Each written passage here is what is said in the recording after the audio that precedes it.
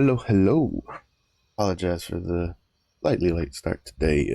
Nature called just as I was starting the stream. Um, so the plans for today is we're gonna finish the Kadan quest line. But before that, we're gonna take a little time to knock out some dailies for the scrapper. It's a bit of a different day. Usually we don't start on the scrapper, but today we will. I'm planning on. So this is she's currently on Anguished Isle at the moment. There's a quest line here that leads into a once per roster daily quest that lets you collect the currency that you can trade at a shop. It gives you currency that you can trade at a shop over here for different sorts of materials once per roster permanently. Um, you can get some engraving books. You can get some chests with leap stones for tier 2 and tier 3. There's also a yellow overwhelm rune in there. You also get a key for this dungeon, the Garden of Despair, which is it drops a.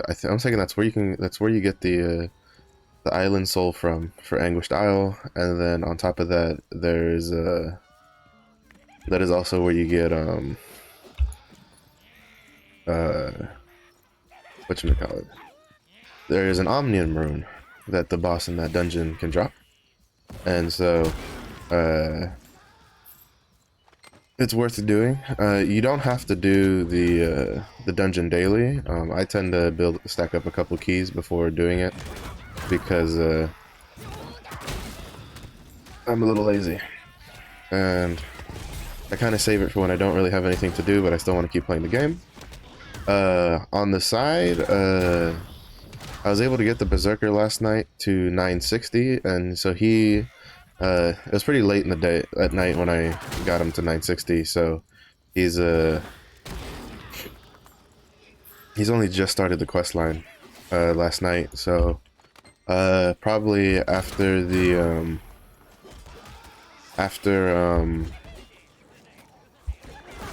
we finish the Kadan quest line on and the dailies on this character, I'll probably then start doing the alt train, which I'll probably start with the striker, get the striker stuff done, put those in the put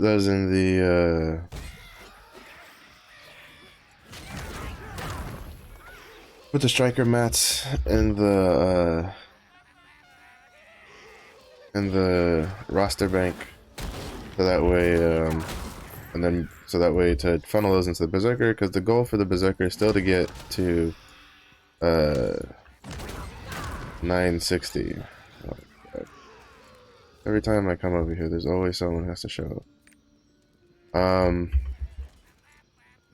Well, the goal is still to get the Berserker to 1000. He's at 960, so that is that's two whole levels left for gearing. So it'll still take a little bit to get done. And then once he gets done, I'm gonna park him at 1000, and then depending on what we get from the official roadmap, will dictate whether or not he gets to tier 3 or not. Because, to be honest, at this point, that roadmap may as well not exist. So, we have no idea what classes are coming, we have no idea what content is coming. They keep quoting player progression data, but at this point, I feel like the entirety of that roadmap is just up in the air. But we'll just see. Apparently, also, the timers are still borked, so that's good to know. Which means I'll probably do my adventure isle later in the day. Let me see, what time is the sailing co-op stuff? Yorn is at 9:30, and then Arthentine. Alright, so I have plenty of chances of doing that today without having to worry about burning,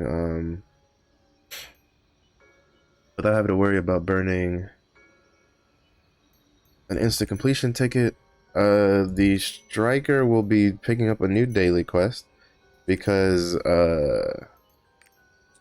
I finished oh wait, I don't need to do that one. I already finished that roster and I got the Island Heart. I need to do the other Phaeton one instead. On Also need to unlock the Punica one. But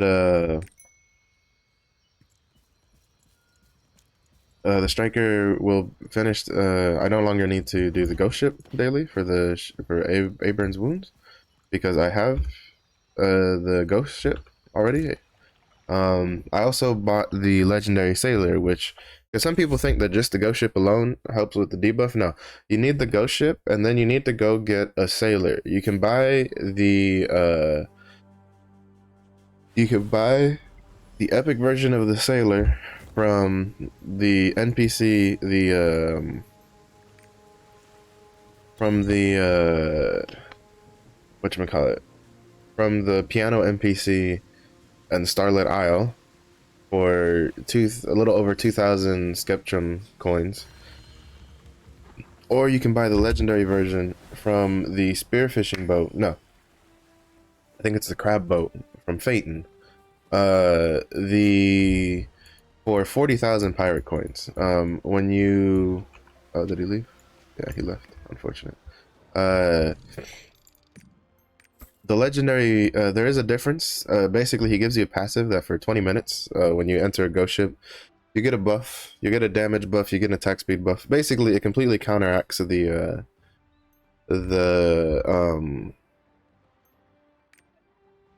whatchamacallit, the ghost ship debuff, and that's what you want to be able to do the ghost ship properly without having to worry about all the debuffs and stuff. I don't know. I think I still might try for the ghost ship after the weekly reset, because I feel like at least for the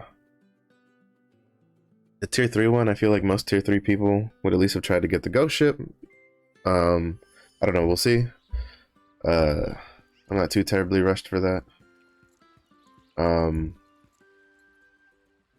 So we got this character to 1327. I pushed her to 1325 the other day. I also messed up on my tripods for my armor because I thought that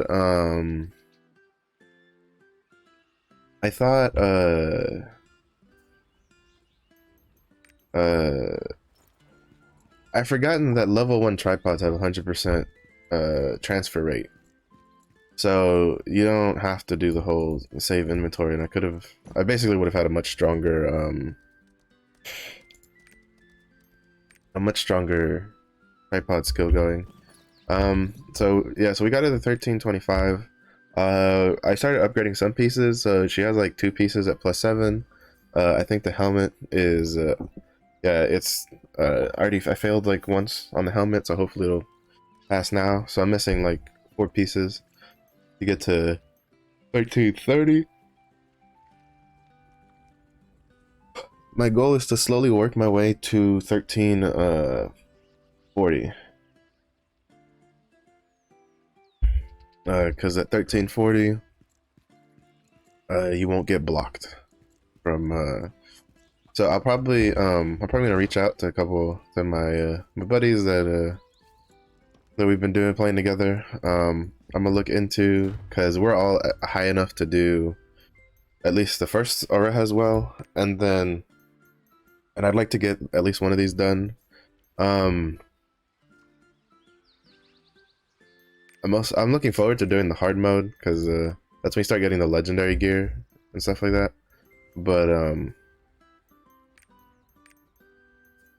But still, the normal modes. My goal is just to get to 1340, and then I'll probably set at 1340 for a while. On this character. Well, depending on how I feel, like how it takes, because it's still, well, 1325 to 1340 isn't where the big like drought is. The big drought is from 1340 to 1370, because that's 6 whole like levels you need to go. It's still a bit of a resource commitment, because you're at 60% success rate for where I'm at right now, so you can still fail that pretty quickly. So for now, I'm gonna do her 2 chaos dungeons, and then I'll do her dailies later. from this, I'll go straight to, after doing this, I'll go to Lutera, and then we'll continue the Kadan questline. Yesterday, we had flashbacks. We saw the cutscene for Kadan fighting Thaymine through Nineveh. We saw the cutscene between Azina and Kadan, where he wanted to hunt down the demon that was opening portals. Currently, in where we're at in the questline, we're trying to go to Lutera to see if maybe one of if Lutera himself left some sort of a clue for where we can find Kadan, because in case you don't remember, the Nineveh sensed Kadan on the wind, and so we're kind of looking for him because there's a war coming, and he was the strongest Citadel that we had in combat prowess. I imagine like Shandi probably, I mean, it'll be different for different stuff, a lot of times people measure strength of a person due to combat prowess, but for instance, without someone like Galator, you wouldn't be making, I didn't know that could hit behind him, who could be making large amounts of or at least high quality weapons to aid in the war efforts. It'll still be a struggle. So all the Citadels have their own strengths and weaknesses, but Kadan was the strongest in combat terms, so if we could find him and add him to the group before the war starts, which is, if I'm not mistaken, that's the South Vern continent, is the war. So that'll be pretty fun to look forward to. I think it'll be pretty good. So we're gonna see how much. I don't know how much longer the quest is. I imagine we'll probably end up going through most of the zones. So I have a sneaking suspicion that we'll end up in Phaeton, because that's where all the Chaos Gates are, or at least that's where all the Chaos Gates that are constantly opening is in Phaeton. So I imagine that since his big thing is slaying rogue guardians and closing Chaos Gates, then he'd probably be in Phaeton. I also have a sneaking suspicion that he might be a Delayan, because he seems to be kind of he's not as obvious as I guess Delayan Armin, but he still has some pretty demonic motifs with him, his sword and stuff design, or you can tell are pretty blatantly demonic in design. There's also supposed to be some sort of plot twist in from what I've heard, or at least a foreshadowing to a plot twist in this quest line, and so far it's been pretty Kadan's a good guy kind of thing, so, or he's kind of fit what he does, so we'll see. The biggest trip up was where people were assuming that him and Azina had some sort of relationship going, when all they were talking about was hunting down the demon. Pretty interesting. Though there still might have been something going on, but who knows. I'm looking forward to finishing that quest line. When we finish that quest line, I will probably then do my Una dailies on this character, the ones that I can, because the shit co-op one I'll have to wait till later in the day, because since even if the timers weren't borked, basically I never get to do the sailing co-op on stream, because usually it's either too early or it's too late, so I rarely ever get it on time to do it in the stream. I won't be doing Adventure Isles because when I do my stream, usually the Adventure Isles are the first bracket are done, so I usually have to wait for the second bracket, which is why I was doing it at the end of the stream, but with daylight savings, those now fall outside of stream times, because basically my assumption was correct, is they're trying to just change the clock to match what the time is, so we'll see, because apparently their first attempt at it didn't pan out too well, so we'll see how long that takes them to fix. I'm kind of surprised that it caused issues, to be honest. I feel like that should have been a relatively simple fix, but I was trying to explain to some friends of mine, we have to remember that this the client for well, like the base client that Lost Ark was built off of wasn't really designed uh wasn't really designed for I don't think it, like when they first made it, they were expecting to ever get as big as it is, like globally. So I feel I feel that there's gonna be some wrap-ups here and there, and I think Amazon's doing the best they can at the moment. Like obviously they can do better, that's a given. There is no there's no real argument there, but I feel like they're giving their best, and assuming that they're not is a bit of a I feel like is a bit of a pessimistic outlook to steal Saint Tone's phrasing.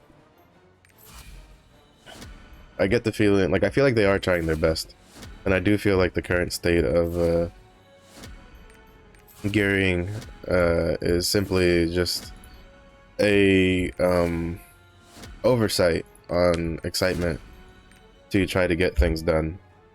So I have some pretty good faith. I mean, the Argos situation does suck, and they have done some weird shenanigans on some of the levels and all that. But I think in the long run, I think it'll pan out. I think these are just growing pains of them attempting to do such a highly expedited schedule for our version, which I feel was a bit of a, like, I understand their reasoning behind it. Like, they want to get us to tier 3, which has their highest retention rate, but the problem is that Lost Ark is a bit more complicated than just get gear and be good. Like, you have engravings, you have gems, you have, like, there's, you know, you have skill potions. There's so much extra stuff on your account to help, like, strengthen your account that I think they're rushing it too much. Like, you know, I feel like if they had just launched with tier 1 and tier 2 and allowed people the time to you know, a month or so of tier 1 and tier 2 to kind of like get a feel for the game, kind of figure out how engravings work, you know, build up some engravings, build up some skill potions, stuff like that, I feel like it would have been pretty good. And then in like the third month or so, start rolling out like tier 3 stuff, or maybe even like 1 month of like tier 1, tier 2, so people can chill out, try classes, you know, farm engravings, that kind of stuff with like the islands in the game. And then maybe in like month 2, you roll out tier 3 stuff, so you add like Punica, and then like, you know, give people time to get used to tier 3 and get geared up and whatever, and then maybe after that, like, do Argos and stuff like that. Probably would have been a better cadence, but at the same point, I feel like it was just they I think they just miscalculated certain things. A lot of people I feel like a lot of people are saying, I do know, the interesting to note is the Korean community seems to be very what's the word I'm looking for, involved in like our version of the game, which is kind of cool to see, because they've experienced like everything, like, you know, so the fact that they're weighing in and looking, and also like I think their point of view, if you've watched some people who stream who can like translate the Korean, like their Invern, like their Reddit, like that's their Reddit or something, it shows that the mistakes that we have, Smilegate has kind of made before, and I think it goes to show that it's not necessarily one or the other's fault for the issue that we're having. I think it's just a combined thing, and I think it's just an oversight. Like, it's something they you know, they were so focused on trying to do this smorgasbord patch of releasing content and all that stuff. In my opinion, I feel like the big thing behind it is I think they focused on the wrong thing. First of all, in my opinion, they should have just released the classes in order. I feel like that's one of the things that caused the complication for the ooh, gold room. I need mats. Oh, actually no, these are shards. Never mind. Yeah. I like, while I understand that gender like locking is kind of a bigger deal in in the West than it is in the Eastern sphere of things. I don't think. Oh, it does give mats. Good, good, good, good, good. I don't think it was. I think. Well, it definitely does not trump a solid gaming experience, and I feel like the fact that they had to pull from so many different patches to try to get all these gender unlocks in the game and do all these different things, like, kind of was a mistake. Especially when you consider they left out a lot of the quality of life stuff that is what really would have made things work better. I've seen daily people asking for head and back attack markers. I've seen people asking for the daily checklist, you know, alongside all the like the honing, people asking for honing rate buffs and stuff like that. From what I understand, the honing rate buffs, which some people are trying to pass off as like, oh, it's a catch-up mechanic. From what I understand, from what Saint Tone has said, and from what some of the videos I've watched of people translating the Korean forum stuff, is that the honing buffs were not done as a catch-up mechanic. It was done because Smilegate realized that they had been a little too aggressive with the early honing rates, and that's why those changes were made. So, like, a lot of Koreans apparently are actually very surprised that the tier 3 honing rates that we have are the old version that they dealt with, like the original versions they dealt with, and not the new versions that were obviously if you want an example, it's apparently Gold River had to went and apologized for how aggressive the honing rates were, because they admitted that they were a little too much. So the fact that we got that version, I don't feel like it was done with malicious intent. I think it was just an oversight. I think it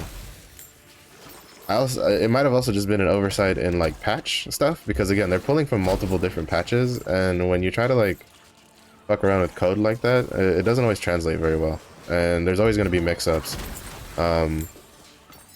Like I wouldn't even be surprised if they had thought that the honing rates were buffed and then were a little shocked to discover that they weren't. So, or maybe they knew from launch. I don't know. I'm kind of just puffing smoke out my ass at this point, just trying to like make sense. To be honest, I'm very chill with like MMOs. I don't really care. I do think that they should slow down a bit and like have a better cadence so that they could match what they do, at least in Korea, where the average player who just plays for free or doesn't spend a lot can make it to that they can do the normal raids as they come out, and then like work towards getting the harder raids later. I do think that's something that's worthwhile. I also think that that they need to pull back a little bit. They need to give people time to learn the game, first of all, because while the Legion raids do have the highest retention, that's in communities where people had time to learn the game. I don't think the Legion raids are going to go over very well. When people, like, to this day, I still run into Guardian raids, even in tier 3, where people don't counter. On classes that have, like, well, all classes have counters, but on classes that specifically have, like, counters that you're gonna have in their build, like, let me see. Where are the pants? There we go. This. Yep. That's right. Okay. So we got that there. I need to change this out for something else. What's in here? Oh, I have a level 2 there. Oh shit, I need to look through some of these. I didn't think I would get level 2s yet. But yeah, so we'll just see how things go.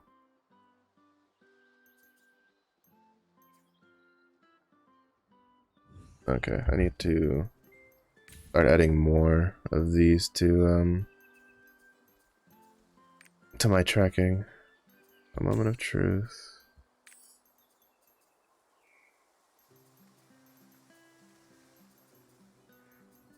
Instant hit. Yeah, we just want the counter effect. Battering fist. Yeah, I'll do all 3 of those. Moment of truth. Let's see what else we got in here. Overflowing power. Did I use the cooldown for that? Let me swap back to this so I can like tell what I'm doing. Yeah, I do. So quick prep. Death rattle. Single hit quick prep. Because we're gonna start getting multiples now. Actually, I should have just been tracking these from the get-go. Because yeah, that one only has one that I can't track anyway. Yeah. Okay, so what does this have? This has Destroyer Dragon Fury. What do I have here? Single hit.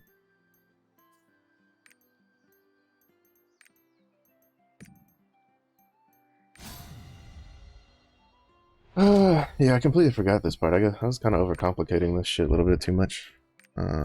Overflowing. Okay, see, this is where you start getting see, this is where I made a mistake. Because so like level 2s have a success rate. Like if you're transferring level 1s, it's 100% success rate. If you're transferring level 2s and higher, that's when you start having the actual percentage being a problem. So unfortunately, I kind of made a mistake there, because if I had paid it, this is where you kind of got to look through, because if I had been paying attention and seen this one's level 2, I would have transferred this one first. Well, I would have copied this over through the inventory system, and then I would have transferred the single hit one, because that one, oh, do I still have it? I still have it. Oh no, that's my armor. Yeah, because it consumes the thing when you use it. So like, for instance, I would come here, I would save this to inventory, because I want that +2. The swift prep is kind of whatever. And then what I would have done is I would have transferred that onto the helmet, and then I would have transferred the level 1, because the level 1 is guaranteed. But unfortunately, did not do that. I think for now I'll take this one, because that'll help me with chaos dungeons a bit in the future. Okay, this one's kind of bogus. This one has berserk. Let me see. I don't think any of these have anything that I want to actually like use. No, no, no. Do you use? No, you don't use this, do you? No, because I think it. I think you use something else. Yeah, because I'm not tracking it. I feel like I would have tracked, unless I have it like on a different piece. Capture the moment. No, you don't, because if I'm mistaken, it competes with, yeah, red explosion. Like this is one of the things I talk about, that it makes like 0 sense on the tripods. So this gives you jab damage to a single target 60%, which I guess but this one gives you like jab damage to push immune foes 100%. Like, you're never really going to take this over this. Even if you're going to do an AoE situation, you would take this, because it gives you more jabs. So like, this is an odd one. Like, I feel like this needs to be changed to something else. I'll just none of these are any good. I need to hold on to that one. Put these over here. Alright, is this done any good? No. Specialization. I'll hold on to that. Specialization, endurance. Crit dot. Ooh, crit dot with shock training. I'll hold on to that. I kind of want to do I do want to kind of like transfer back to the shock, personally.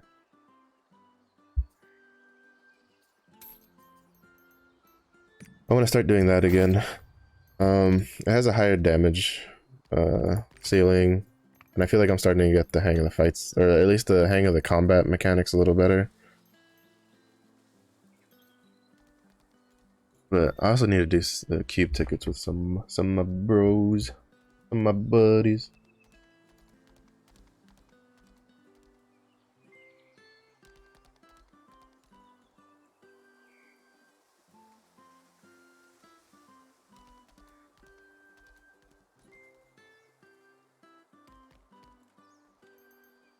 So yeah, so but yeah, so as you can see, the level 1 stuff you kind of want to has 100% transfer rate, so you can kind of deal with that. I'm just gonna save this for now because I'll save these just in case I get, because like that's the other reason I want to do the aura, the first abyssal dungeon for tier 3, because I want to get some of those class engravings or the accessories to try to get try to see if I can swap back to shock training. Oof, yeah. 140. So I think I have enough to buy a 10 off of the chaos dungeon person. We're gonna go check him out real quick. But yeah, it'll be slow going. Like 60%'s pretty rough because I think even I think in tier 1, tier 2 you don't drop down to 60% right off the bat. I think you at least make it to I think you start at like 80% before it starts going down.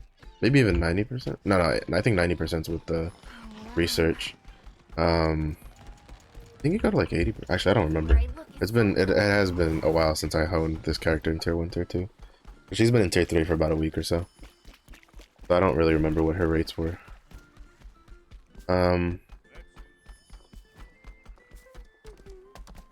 But as someone who had really bad luck from like 11 to plus 11 to plus 15, failing, like, I've already kind of like accepted my fate. Yeah, see, like if I fail what like 2 more times, it goes to like 100. Like it's pity. I've just accepted my fate on that. Are these going for anything? 54. Not a whole lot. Oh, right, I gotta put the, gotta right click it on there first. 54. Only 2,000. How many do I need to hone my weapon again? I have enough. I'm gonna try it. Look at that, plus 8. Worth. Takes a lot though, because I had like 500, and that ate like almost all of it. Oh, I don't. Where am I? Whoa. I really wish they had like a max out button. Yeah, I haven't been selling my mats anymore. That's how I made a lot of my money early on, was mats. Now most of my money comes from gems. I'll like upgrade gems to like level 5 and then sell those. I had a pretty good one that sold for like 5k the other day. Alright, so we're gonna go to... We finished that, so we're gonna go over to Lutera now. We're gonna ocean liner over to get that done. I've also discovered that there's merchants that you can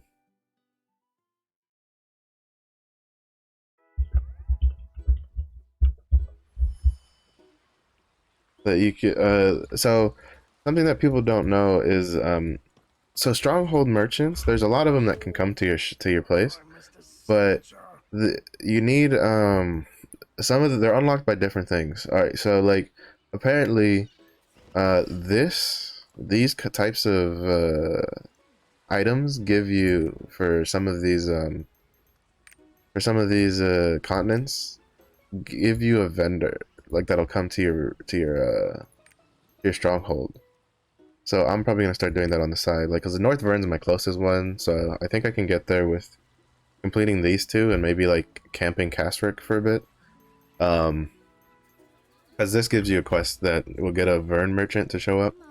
And so there's also 3 merchants you can get, but you have to farm dailies, Una dailies for it. And so I think my striker is gonna probably, since he's I might move him off of Tuki Island duty, and then just sit him on those for a while, because one, like there's one from Rohendo, which is the Zanila one, the Zanila Una dailies task, that one takes a long time to finish. That one takes a very long time to finish, and I think I have it like almost halfway done. So for like through the last level. Yeah, see, oh no, I have way more, like, not even close. Like, that one takes 30 days, but once you finish doing all the, like, capping out that reputation, you'll get that unlocks a new vendor. There is a merchant one at Atropos, something like that. And I think that one takes a week and unlocks a new merchant. And then there's one in Yorn that also unlocks a new merchant. So to give you a heads up to which one those are, let me see if I can find them. So for the Zanila one, it's the rebuilding Zanila, like the rebuilding the seal site, or repairing the seal site, rebuilding of Zanila. This one, when you finish, the reputation apparently gives you a merchant, according to a Reddit post I saw. The other one is, let's see, I think it was this one, quality check. This one gives you also a merchant when you complete it. I think this one takes like a week. And then there's one for Atropos. Atropos? Atropos? I don't know how to pronounce it. Actually, I don't even know if I can find. Oh yeah, here it is. Atropos. Gives you, like, I think I might start doing it on this character actually, to be honest, because I have a lot of leap stones saved up right now. This one also, when you finish it, gives you a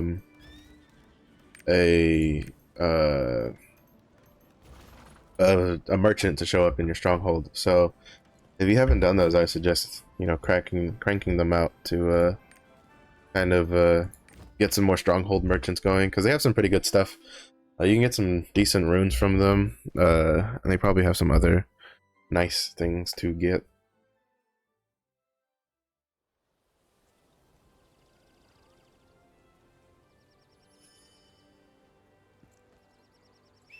Alright, let's see what this quest line takes us.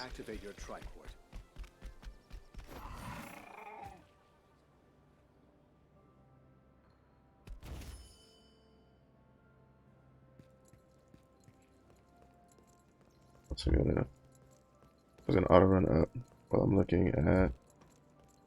I need to look, because apparently my buddy just told me that the timers are now like 2 hours off.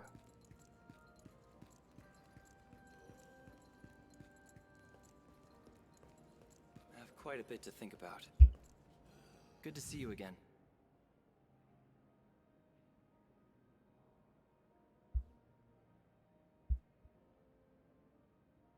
Oh no, apparently they're still just an hour off.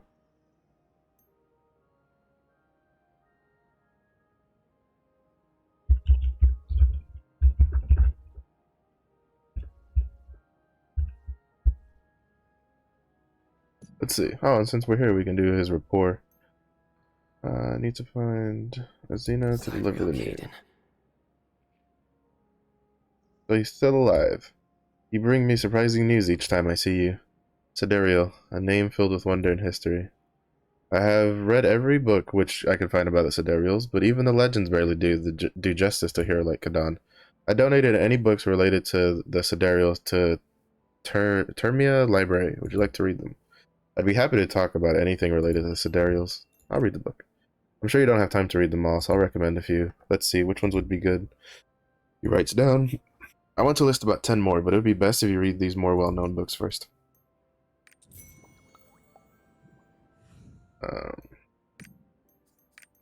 Let me just get your rapport stuff out of the way, buddy boy. I play you the song of your people.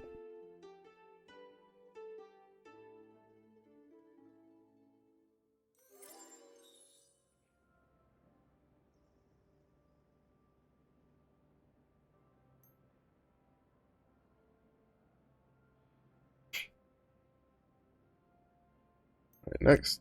Song of Temptation. So it seems like this hotfix is a bit of a mess, from what I understand. Timers weren't fixed, which, to be honest, I'm not too terribly surprised because the hotfix that was supposed to fix the compass never fixed the compass. And I don't think this is a Smilegate problem or a Amazon problem. I think this is There you are. Smilegate kind of Finishing up here. messing things up. Because if I'm mistaken, they're the ones. Well, at least they have to work alongside Amazon to do it. I don't know if maybe something's getting messed up in communication with how the code works. But whatever, let's finish this quest line and then we can go back to it. The titles of the books are written in beautiful handwriting. Chain War Chronicles Special Edition, the biography of Sidereal Kadan, the epic poems of Hurmos, Guardian Wars.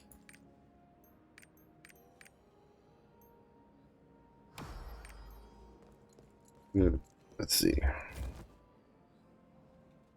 Now we gotta go to the library.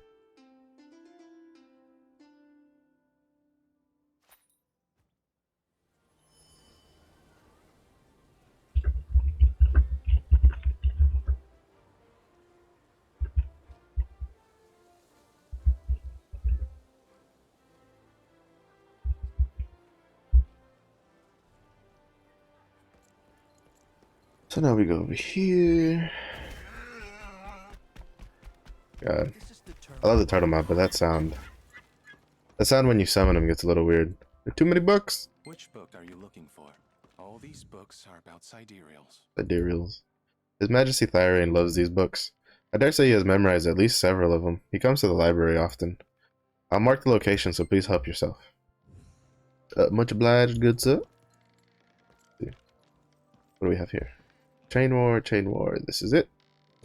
Let's see, what is it? A badly injured Sylvan soldier screamed in agony. Before dying of his wounds, he swore that everyone gathered would be torn to pieces. The soldiers guarding the valley whispered nervously, sharing disgraceful rumors that the demons had overrun the Sylvan and Umar armies, and that it would be their turn next. Omitted.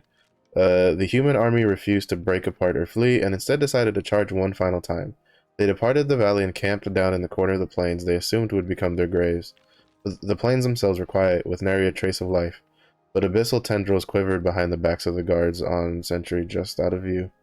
A soldier who returned from an overnight scouting mission, and who had heard the scream, shared what he saw. He said that someone just beyond the plains was creating a river from the blood of demons, and was making mountains with their piled corpses. Once the humans crossed the plains, they saw the river of blood and mountain of corpses, just as the scout described. And at the center, a strikingly beautiful man was wiping the blood from his sword and was preparing to leave. The humans on horseback approached the enigmatic figure and said, "Please wait, you saved us. Please tell us your name." The man answered back in a low voice, "Kadan." It was the first year of the Chain War, in the dead of winter, on the first day of the month. That was the day that the great Sidereal Kadan first made his mark on the history of Arcasia. Next! Collection of Hurmos works.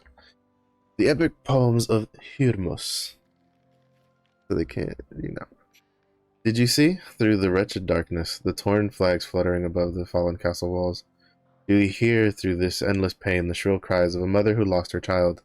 Despair turns to joy, sadness turns to happiness, and everything shall come to an end.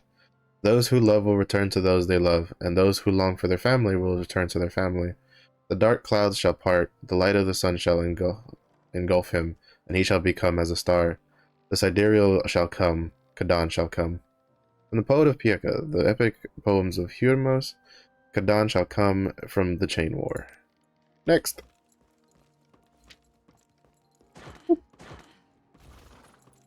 Dodge, baby, dodge.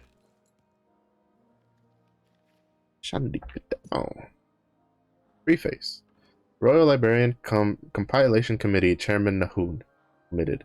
After His Majesty established this compilation committee and we begun organizing the historical records, the matter that most committee members disagreed on was descriptions of whereabouts and personality of the Sidereal Kadan. He was known as a kind, loyal, and exemplary knight. However, in many historical records, he was depicted very differently from the conventional set of traits that emerged as a consensus later.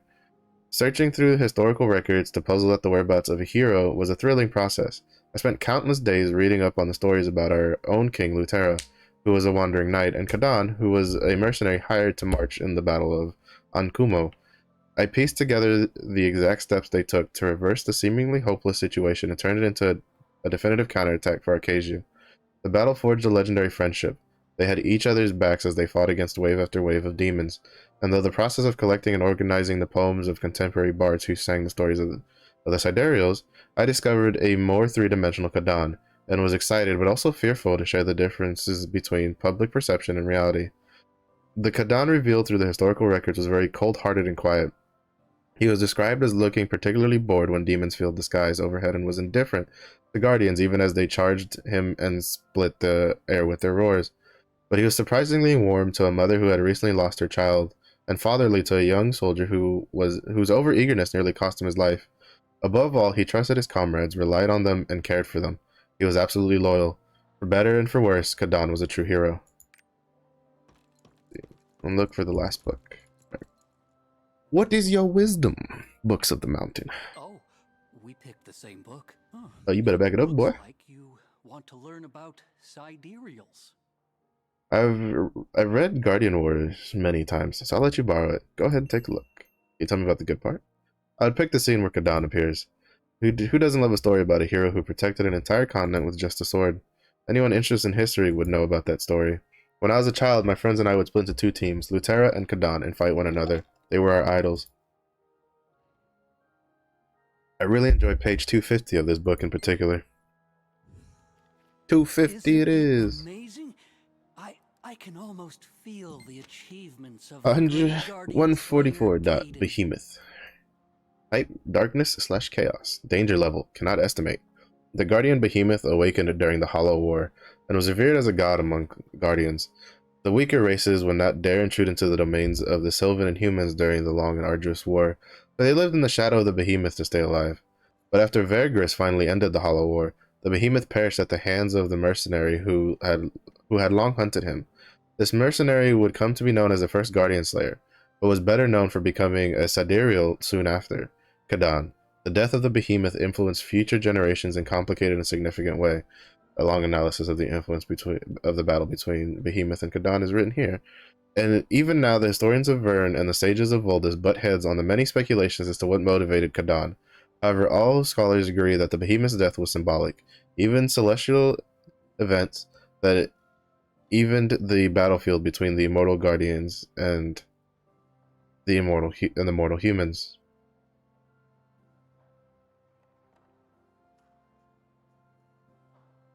Oh, I see what it is. It's supposed to be the death was a symbolic celestial event that evened the.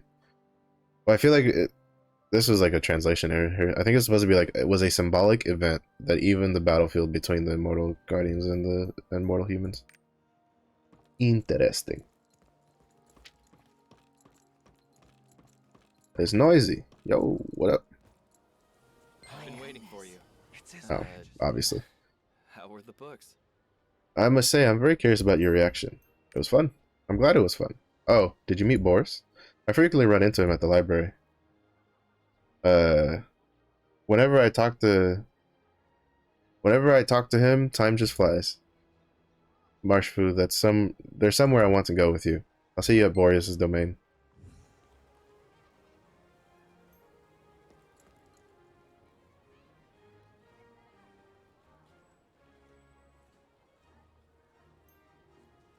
We go to Boreas's domain. Oh, there. Oh, Galatar's Forge. Yes, yes, yes.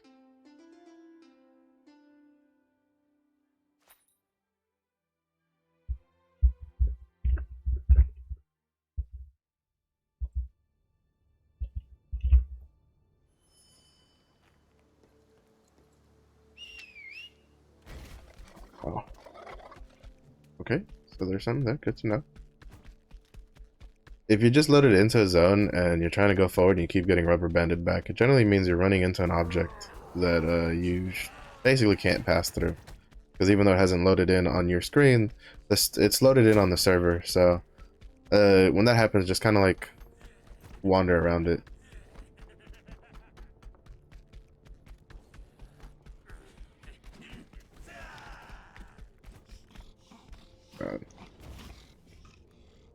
Really? Really? I really don't like it when they do that. This is where Kadan slew Keister. The battle against Behemoth, the Chaos Guardian that you read about in the book, is famous too, but I prefer the battle against Keister for sheer drama. Ooh, cutscene. Long ago, the Chaos Guardian announced its presence by tearing a hole in the sky. The Hellfire Knight. I'm mistaken, this was one of the like Then, Abyss raids that they had in older versions that we don't have.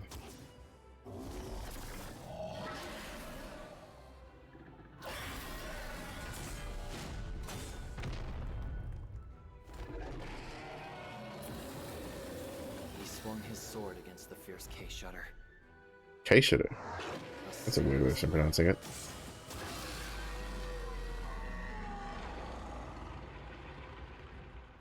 It was enough to blow K-Shutter off the cliff. The savior who defeated the Chaos Guardian. It was the great hero, Kadan.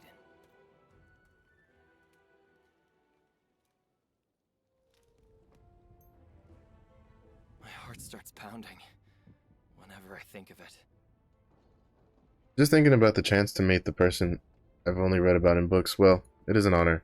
Even when I attended the summit in Rohendel, it was like a dream come true. But why are the soldiers gathered? We were listening to the story together. I see. I'm sorry for the trouble. I got excited because you were listening to me so attentively. My chest is pounding. He killed a Guardian in a single blow. Sidereal Kadan is such a respectable man. The cutscenes are pretty cool though. You're too kind. But I think Keister sounds so stupid, so I'm just gonna call it Keister. I think Keister was one of the, so like Argos is our first Abyss raid, but I'm mistaken, there was a tier 1 and a tier 2 Abyss raids, and I think Keister was the Abyss 2, the second Abyssal raid. The first one apparently makes a comeback as a winter event. I wonder, and I think supposedly they were gonna bring back the second one at some point. I just don't think they figured out how yet. Maybe we'll see him later. Let's return to Luterra Castle now. It's been a while since I've enjoyed such a good chat. I'll show you the information left by my predecessor. Find me in the Kadan Cathedral basement. Off we go. Over here. Death, destruction everywhere. And I'm just playing my pink string instrument.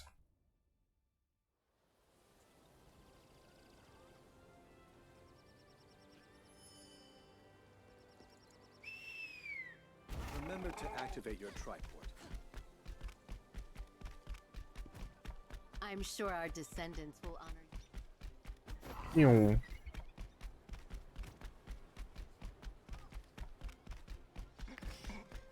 Man, I don't know what they did recently. Some of these hotfixes must have done some other stuff, because I feel like since Friday or Saturday, I feel like the game takes longer to load like assets in when I go in, like when I teleport to new areas.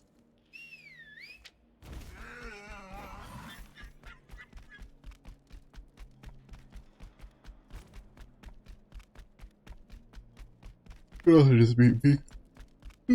Oh, apologize. So little. The time change struggles is real. I was reading the epitaph that my forebear wrote. It honors those who sacrifice themselves during the war, and it praises the Sidereals. The Sidereals. I think I like Sidereals better.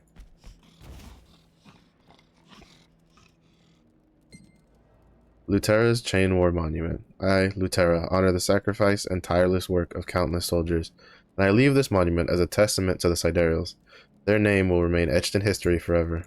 Well, I mean, seeing how some of them are still alive. Yeah. My predecessor told Sir Nahun to build the Kadan Cathedral inside Luterra Castle. A tome left by my predecessor was found there. It was discovered while we were repairing the monument in the cathedral.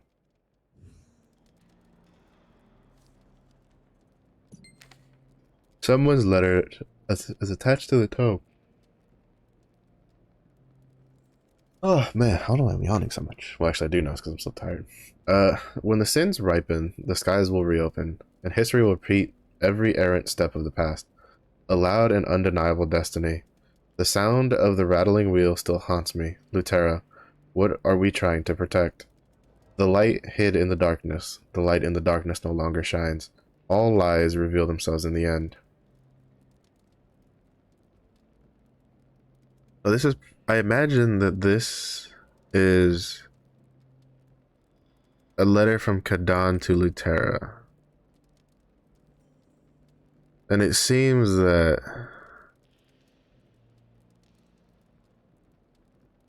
the way I would interpret this letter would be that potentially, let's see, how would I say this? It would seem that,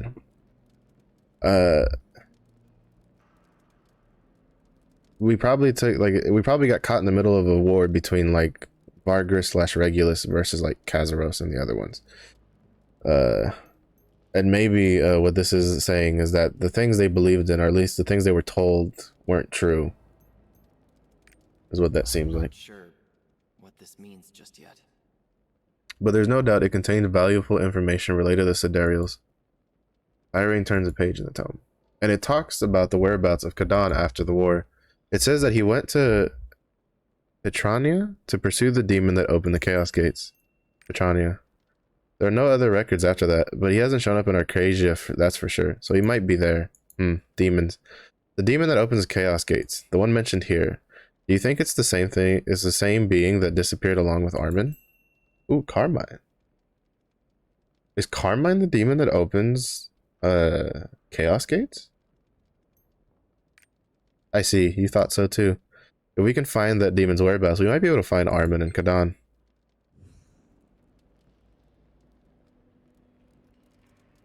Huh. So Carmine's a bit more important than you. Yeah, well, yeah, no, because he's the one who opens the portal for Vultan to come through.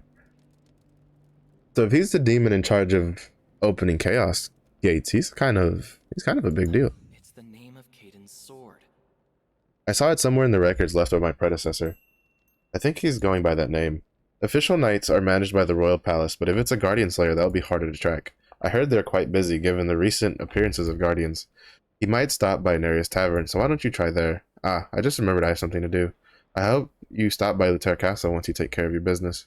I'll think about it.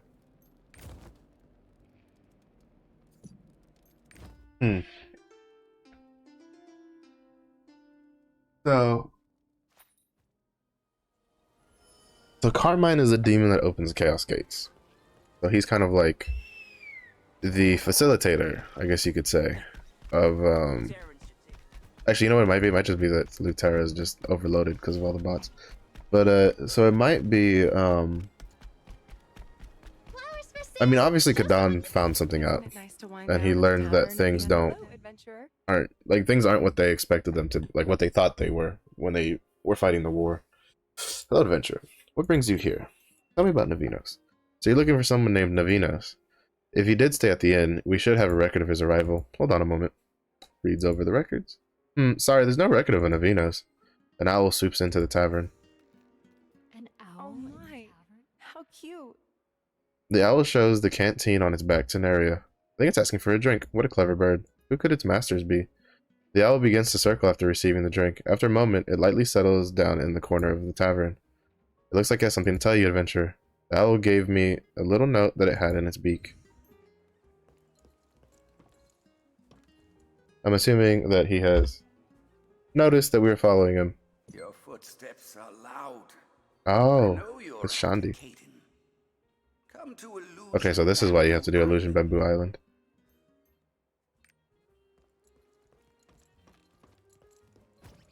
Alright, where was... I think that was near Punica, right? Alright, I gotta go talk to Babyface over there before I leave. If it was actual me, I would have been like, peace, I'm out. And they would be like, why didn't you come back and talk to me? And I'm like, sorry, I forgot. I forgot. That's my bad. Oh yes, give me that more HP.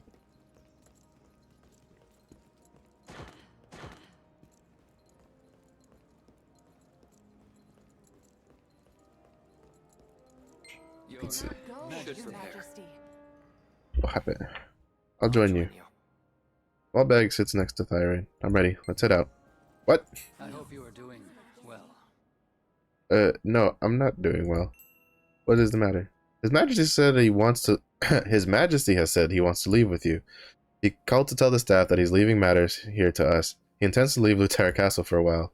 It's not like we don't understand his feelings. He misses his times he spent on the battlefield and has been aching to leave on an adventure with you. We need your help. I'll leave together with Irene. What? What do you mean? This is highly irregular.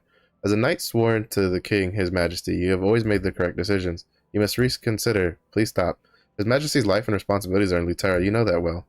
Do the right thing for his majesty and for Luterra. I trust you, brave knight. Are you... Oh my god. I hate when they do this. Like, just let him finish that and then just, like, end the conversation. Don't make me have to go through all this crap again. Whatever. You know, I'm not even gonna read this because it's just... because I'm annoyed.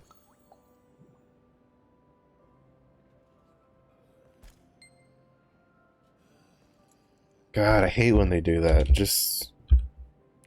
like, you already made me read a whole spiel about it. Like, just be like, I trust you, and then just end the conversation there. Like, you don't have to make me go back and re-choose a different freaking dialogue option. Just... God, I hate when they do that so much. I'll heed your advice and remain within the castle. I desperately wanted to leave with you, but you are right. I cannot leave Luterra like this just yet. I'll let you know if I find Kadan. You're very trustworthy. I've always believed in you. It'd be a tremendous achievement if you managed to meet Kadan. I really hope that, like, in future stuff, they kind of just stop doing that shit, because it's more aggravating than anything. It's not interesting as a player to choose a conversation topic a piece, like being given a dialogue choice, just to, like, eventually just being forced to repick your dialogue choice. Like, at that point, just don't give me a dialogue choice. Just be like Mihan being like, look, I get it, he wants to leave, but he can't, so please convince him otherwise. End the dialogue. Don't give me dialogue choices, don't give me anything, because it doesn't feel good as a player to be given a choice and then basically being told, fuck off, your choice is wrong, pick again.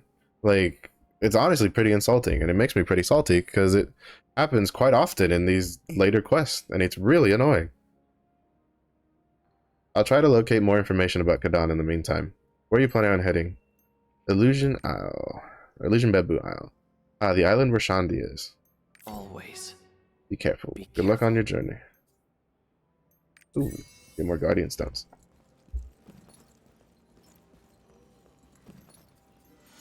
God, that's so annoying. Like, it's one of the few things this game does that really pisses me off. Because it's like, it's just so frustrating. Like, there's nothing more annoying than the illusion of choice and then being slapped with it. Like, one thing is being given the illusion of choice and then you're still forced to do the thing you don't want to do in a game. And then another thing is you being given the illusion of choice and then having that illusion of choice basically smashed in your face. So, like, basically telling you, like, fuck off. This was just a, you know, you had no real choice here. Just do what what we tell you to do. Like, it's so frustrating. And every time it happens in this game, it, like, tilts me so hard. It probably shouldn't. I know it probably shouldn't. But it still does, and it still just annoys the shit out of me.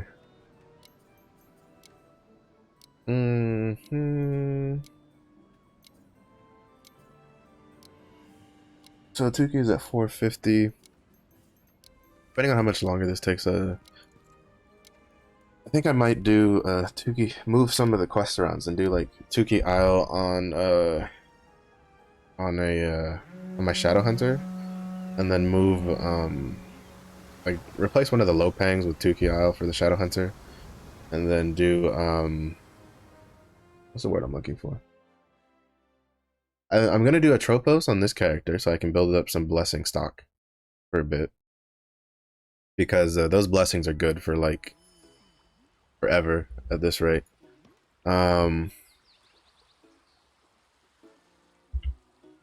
Yeah, because my my Berserker is in Phaeton, So I don't need to do this on this character. And since this gives 1 solar grace, I can stock those up a bit. So that'll be pretty nice.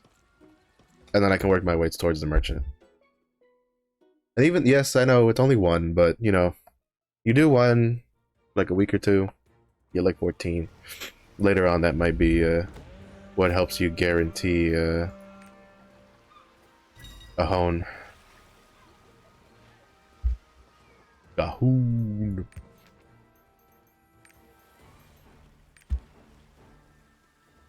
I also need to. I don't think I've done. There's also Una's daily for Phaeton that is just watering plants that I don't think I've unlocked. I think it's this one. Yeah, water the jumper plants. Hiding the shadows. It's probably a chain quest, isn't it? Riding in Phaeton, Phaeton, Last Gift, Ancient Whispers. Which means I'll probably start doing some of these chain quests. Because usually these Una daily tasks are locked behind the chain quests. I'm starting to treat the chain quest icons like, if you've ever played Final Fantasy XIV, you know you have like 3 main quest icons to look out for. You have the MSQ one, which is the flame one. You know, it's blue with the flame outline on it, which is really important. Then you have the regular, just like yellow quest one, which is really just a side quest, one and done. Some of those sometimes give you like extra things on the side. And then you have the blue regular quest one, which is usually an indicator of you're going to unlock something, either a feature or a dungeon or a raid. So I'm going to start treating the chain quest like that second blue one, because also the ghost ship spawned. So yeah, the timers are off. I don't think the ghost ship. I think the ghost ships were supposed to spawn an hour from now. Because they spawn every 2 hours, if I'm mistaken? Or do they spawn every hour?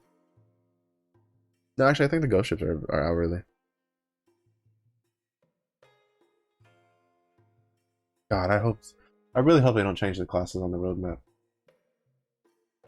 Even though I'm like, I'm mentally preparing myself to not get Destroyer in April for some other stupid thing. I really just want Destroyer. Like, I hope they just stick with it. Like, fuck everybody else. Just stick with your classes. Get out the base classes that were, you know, at launch for all the other regions. In my opinion, what they should do is just take Destroyer, Arcana, Summoner, and throw them out in the same month. And be like, here you go. Have fun. Take your pick. Nineveh heard Kadan's voice. So Nineveh heard Kadan's voice. It's a good sign. It means he has started moving. Tell me about Kadan. You're asking the same thing as Zinnervale. Well, I'm sure you are curious. It's Kadan.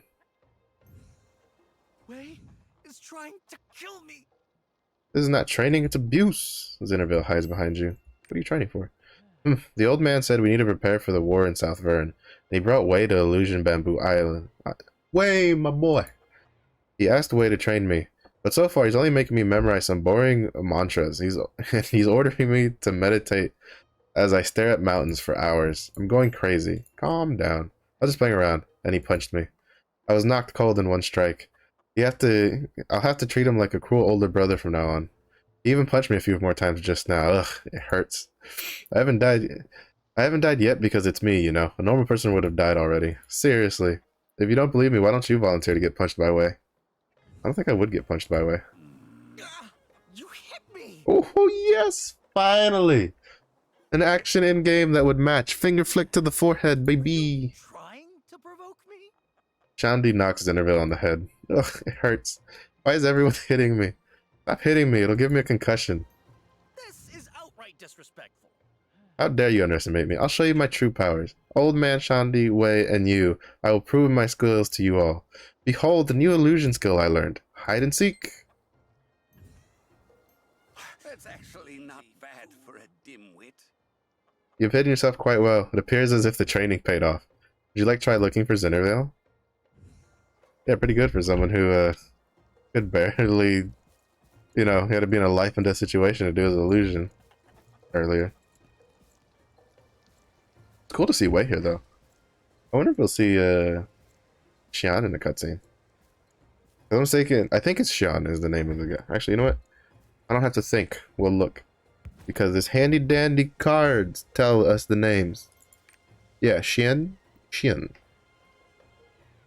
Who fought against Kazuros. Oh, he straight up fought Kazuros. Holy shit.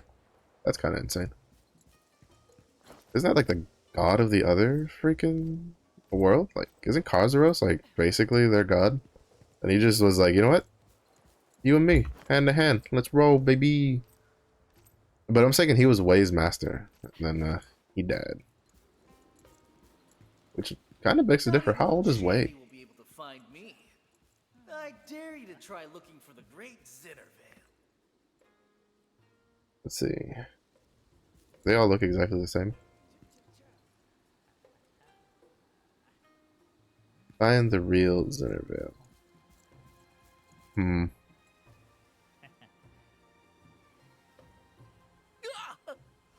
How did you find me? I don't know if choosing any one of them would have, like, sufficed. But for some weird reason, I had a feeling that was the right one. You must trust the Force, Luke.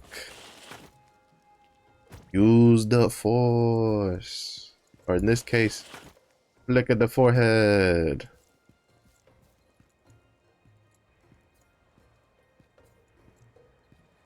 Return to Shandi. Oh, Shandi. Shandalehihu.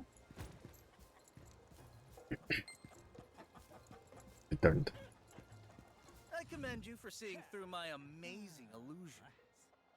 The illusion this time was almost perfect. I feel like I'm getting better. I'll train some more. And soon I'll have the power to rid the world of all those demons.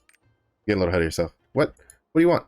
I will someday become the strongest sidereal.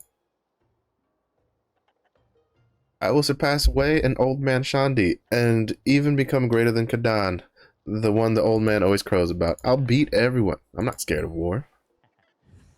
This is pants. You think you know war? Uh-oh. If Kadan is on the move, it means that something as big as the chain war that ravaged the land of Arcadia 500 years ago will happen in South Vern.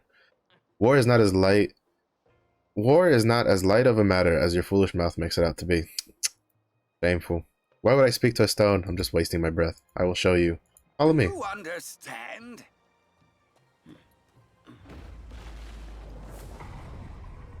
Oh, is Wei coming along for the theater? Nice. Oh yeah, because he didn't experience it either. The land was pierced by chains and soaked in blood that night. 500 years ago. Demons and Chaos Guardians came pouring out of Chaos Gates.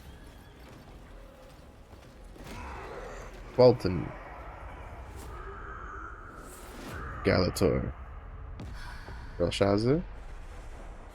Xena. Yeah, I kind of imagine these were the matchups. Well, even though apparently Voltimus was a fight Lutera. Gandhi fought Kukul Satan. And as usual, Kadan was in the thick of it all. They didn't show Viekas though. They're trying to hide the booba.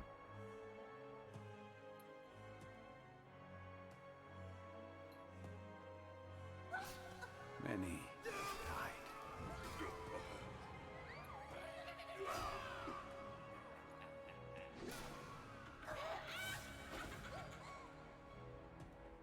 We couldn't save everyone.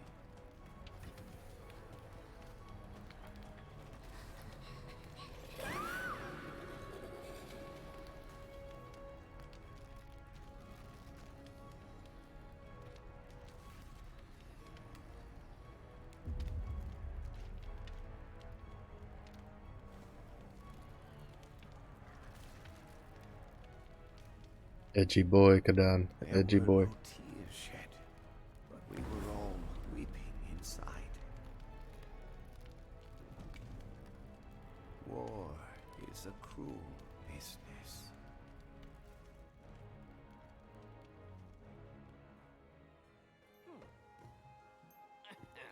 Do you understand? Saving a life and taking a life are heavy responsibilities. What should I do with you? Remember, at your current level, you wouldn't even come up to Kadan's knees. Watching We the get tucked away. side wheels makes my heart heavy. I'll do my best to avoid dishonoring them. I saw you talking with Shandi. Are you also planning on finding Kadan? That's right. Do you know anything about Kadan? A master told me something a long time ago. He said that Kadan felt the energy of the great evil sealed in the predecessor's arm. I didn't hear the details about that, but Doshul should remember Kadan, so try talking to him. Oh! Do you remember side reel Kadan? Oh! Hello! You look ugly as hell, in all honesty. I'm not gonna lie, you look kinda cool in some aspects, and you look ugly as hell on your face. He tried to slay me, but she unstopped him. The smell from his body is different from a normal human's. I can feel his energy. Bring me Kadan, and I'll consume him in a single bite. I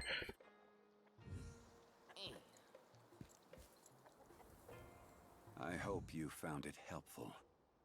I'll let you know if I remember another story. For now, I need to take Zinnerville for training. See you next time. I'll tell you about Kadan. As you saw in the illusion, he was strong enough to slay his enemies with a single strike. It's just like Azina thought. Kadan has a power that no human should possess. He's the only one person who can slay a guardian in one strike in Arcasia, and that is Kazan. Oh, there's only one person, and that is Kadan. Kadan was no ordinary mortal. No Sidereal ever said it aloud, but some thought he was half Laznith and half Sylvain. There could have been something born of that union that imbued Kadan with an inexplicable power. So many unanswered questions. Go to Balthor and ask him about Kadan. There might be records left by Galator. Galator and Kadan? He didn't like drinking, but Kadan shared drinks with Galator from time to time. He was willing to listen to a drunkard's tale. I presume they were close. I'll go find Balthor. I sense that Kadan is somewhere close by. If you're meant to meet, you'll meet. He may appear soon.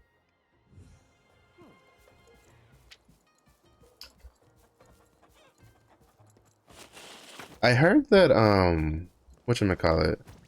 So, there was, I think there was the Sylvains, the Lazineths, which are the winged people, and then there was another race. I think they were called like the Howls or something. That used to be like the three strongest races, and then apparently like Regulus, something happened. They pissed off Regulus. I think that was the Hollow War, and he basically like wiped them out. I wonder if if maybe like the Chaos Legions or the Abyss Legions that we're dealing with, I wonder if maybe they're the remnants of that race who came back for revenge or something like that. Oh, it'd be interesting to find out. I'm quite curious how the story pans out, because I definitely feel it's a lot more interesting now than it was in like while doing the actual questing stuff. Because like few people gave it quite a bit of a poor rating for story while questing. There were definitely parts of the story like while questing that I really didn't care for. I liked Annika, the martial arts island, and I liked Arthatine. I thought those stories were really good. Vern was kind of, I guess, stereotypical, you know, necromancer that was supposed to be dead, revived, caused problems, blah blah blah. Shoeshire wasn't too bad. Rohendel, I just whatever. Elementals, you know. The only nice thing about Rohendel's story is you get to meet Azina and Undart. Yorn is probably one of my favorites. Like, it had just the right amount of comedy and seriousness attached to it with the whole sword stuff. Phaeton's not bad. It's kind of the stereotypical edgy place though. And Punica I feel like is another one that's... I feel like Punica and Yorn are probably the two that I like the most, because it has just the right amount of like seriousness and yet, you know, lightness to it. Not to mention you also get to meet the one true waifu, Shana, in Punica. But I feel like this after story that we're getting is actually pretty good. Anything here that I want to buy? Probably not. I always look at you and I never buy anything. From Dark. Catherine. Stink. What's that? Okay, this Tripoint, Great Castle. Here, go talk to Balthor.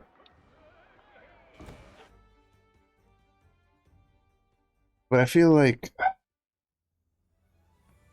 I still feel like we're probably gonna end up meeting him in Phaeton somewhere. I feel just because that's where a lot of Chaos Gates are opening. Wait, where'd he go? Find Balthor.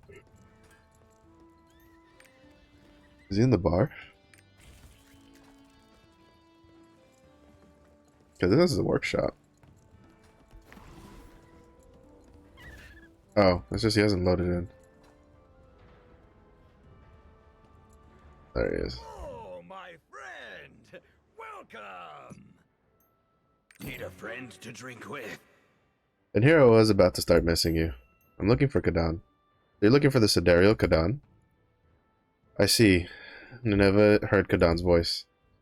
Well, most have to run around for their bread. This one can just sit down and listen. What a convenient skill that is. I have something to ask you. You have something to ask me? Sure, of course. I'll tell you everything I know. I can even tell you what I had for breakfast this morning. No more mats. I need more mats. Master and Kadan. You know. I heard the two were very close friends. Birds of a feather flock together, as they say. Just like you and me. I heard you were drinking buddies. You already heard from the old man? My master used to mention him often when he was still alive. I don't think they were close at the beginning. In fact, they were different to one another, but they became close because of this. Listen close. My master's dream was to be a bard. Not of music, but of mirth. Jokes? You see. But he was so good with his hands that he became a blacksmith.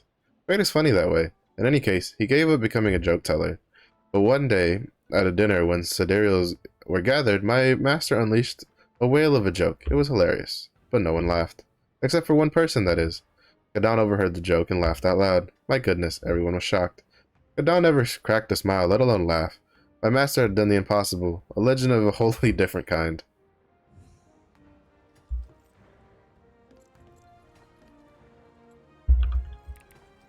Interrogation time. I do declare. Really? You don't believe me, do you? My master tells the best jokes, but he doesn't brag about it like those Umars. And not only that, he has so many stories in his head that he could tell them for 4 straight days and nights. Can I believe that? My master and Kadan even went to the public bath together. They scrubbed each other's back, you know, very intimate. My master's mother really liked Kadan, so she used to tell him to sleep over. Both of them passed away, so I can't prove it to you. But I'm serious. Sounds different from the Kadan I heard about. Well, people praise him as the hero of the century, but what I heard from my master were stories of an old and very dear friend. Having said that, it's not like I believe my master's every word, but they were definitely close, I can tell you that. Do you want to check and see if they were really that close? I have a way. Can you tell my assistant to bring the item I left with him? You know, my assistant, Enios. Just tell him I sent you, and he'll know what I'm talking about. The fact that, like, they didn't give Balthor's, like, Galatar's cool armor saddens me. I feel like that was a wasted opportunity. Nice helmet. Huh? What brings you here? I'm rather busy, and Balthor is nowhere to be found. If it's not urgent, please come back later. What? Balthor said to bring the item he left with me? Absurd! I'm so busy right now, what is he doing? Sigh, more gray hairs every day being around him. I guess I'll do what Balthor says. When will he grow up, though? Ugh. This thing just appeared out of nowhere. Balthor asked me to hide it from Kesar, and then never showed up again. I thought he forgot all about it, and now he's asking someone else to bring it? I tell you this, being the assistant of the legendary Sunkeeper is not all it's cracked up to be. Here, it's inside this box, just take it as is. It's very precious, so don't drop it. Ooh, nice. Solar blessings. Nice helmet. Oh my god, I gotta walk this whole way? Good lord. This is a workout. You do this kind of work every day, you'd be ready to take on any of the Legion raid. There you go. Put put it down right here. Did I Carefully. press this? What the hell? It's an amazing device that I designed and produced. It's sort of a projector that rolls back time and lets you travel to the past. In short, I call it the temporal projector. You're amazing, Balthor. Really? How embarrassing. Funny story of how I came up with it. Amazing, really. I made it with the time stone I stole from the palace. But hey, don't tell Kesar, okay? Look at the fine ornamental details crafted with Arcadium. As I suppose it's immodest to brag, but it's just so fantastic.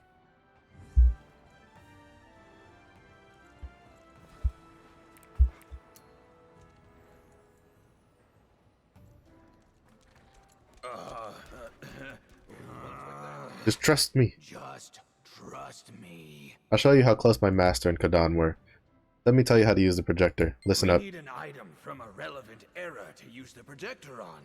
I say we get one of the 500-year-old barrels from Nerea's tavern. Of course it's gonna be There's a legendary pickaxe that's been... Of course it's gonna be alcohol. Your technology is truly impressive. A little bit of lag there on the stairs. Welcome, my friend.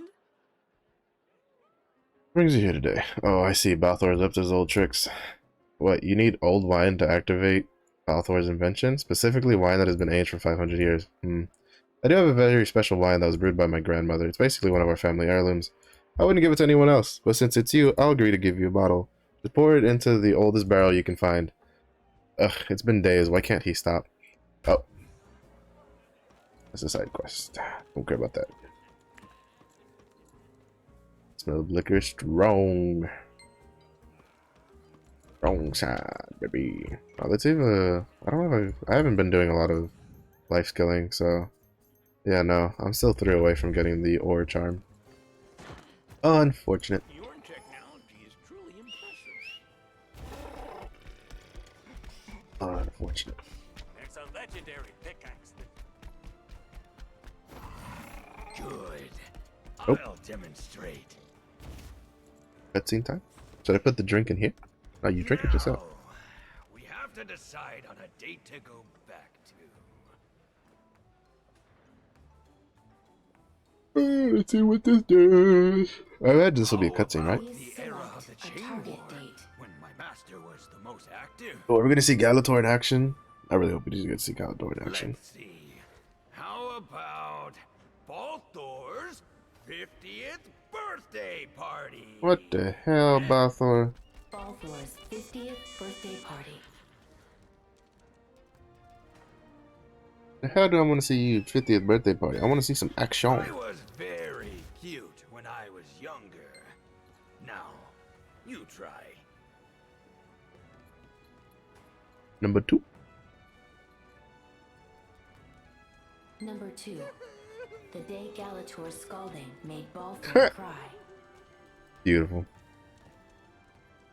Number 4. Going with my gut. Number 4, baby. This stupid device. Number 4. The victory day of the Chain War. What's going to happen? Oh, All right, let's go there. that's... Didn't expect that. I was expecting just a straight up cutscene, but... We going in deep, boys. Pear flower wine is the best. It's bitter. Ooh, Azina, you looking good, girl. There he is. The man, the myth, the legend. Oh, we get to play as Galator. Oh my god. Look at him. Oh my god, he is. Is he not the most beautiful bearded bastard you've ever seen in your life? Oh, can I please get... I just want it. Cheers. Oh my god, he's so cool. So cool. I love him. Drunk? Or is it really hot in here? No, it's hot. Don't worry. You know, do your thing. It's hot. Yeah. So you would do the song. Look how drunk Shandy is. He's part of the floor now. Cheers. Oh my god, look at him. He's so cool. Great job. Drink moderately. Look at them thighs, though. Woo, mama. Who would have thought that I would go to war with the Umars and we would end up drinking together? Life is indeed long. Azina puts down the glass on the table. Inanna has been waiting to speak to you. Good night. I'll cheer you, too. Now this is more. I can't believe the war is over. It's as if the war never happened in the first place. It seems so peaceful. The arcs were hidden throughout the continent of Arcadia, so I feel like I can finally relax now. Are you ready to drink with me all night? You can't leave me alone like Lutera and Shan, okay? Let's all toast. Oh! The Nana's all for drinking. Oh my goodness. Bruh, I could like stay in this scenario the whole time. It's just so good.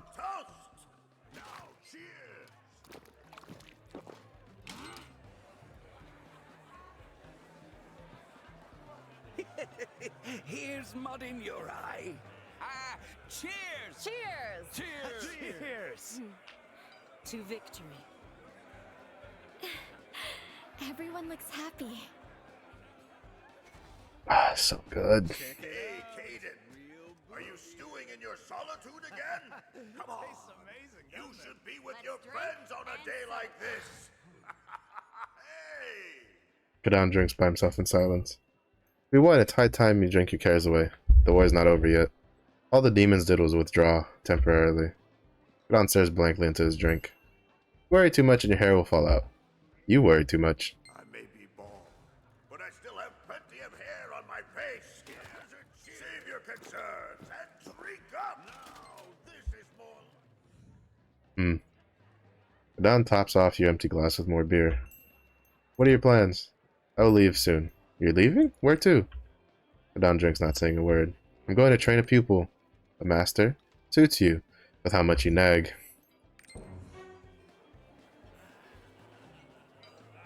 I got a bottle of the good stuff. Look at the armor, though. It's so cool. Been saving it for a special occasion.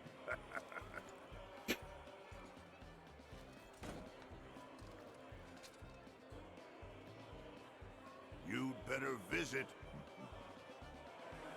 Don't let me drink alone for too long.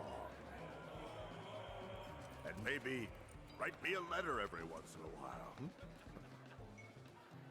I wonder if Destroyer gets an armor that looks like this. Any loyal comrade would do. I'm going to miss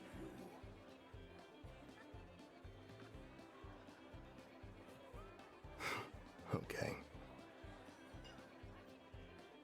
Because you can tell with doing Yorn, Destroyer has a lot of like a lot of the dwarf armor stuff looks very Destroyer-ish. If you've seen any of the Destroyer stuff, My projector. that's pretty cool though. I liked it. Hello, hello. Wake up. Don't die. Are you awake now? Remember me? Can you tell who I am? Balthor. Oh, master, you're alive! I was so worried. You fainted as soon as the projector was activated, so I got really scared. You lost consciousness for a long time. I saw the past. The projector worked! I admit I had my doubts. Who knew I'd be such a genius inventor? Some of my master's abilities must have rubbed off on me. Did you see Galator and Kadan? Did I tell you? I'm short of breath. I want to know. Please tell me. The two appeared to be quite close. Really? I knew it, so my master was right. I knew it! By the way, letters? My master did receive letters from time to time. When my master passed away, I burned his clothes, but I couldn't bring myself to burn the things he had used. He keeps... Oh, I guess that's why, you know, he doesn't have his armor. Because with the whole... They do the whole Viking, like, burning boat thing, I guess. I put his keepsakes in the Fervent Workshop, so let's go find them. Yes, more Guardian Stones. Gosh. Give me more Guardian Stones. We have 39 of those, and 20 of the blessings, and 7 of the protections.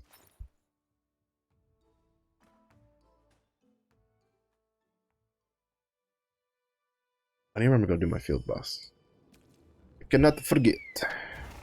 I cannot forget the spaghetti. I don't know which would have been faster. I think they're both about the same distance. Swing. We gotta hit him with a swoop, swoop, sploosh. Yep. Lime.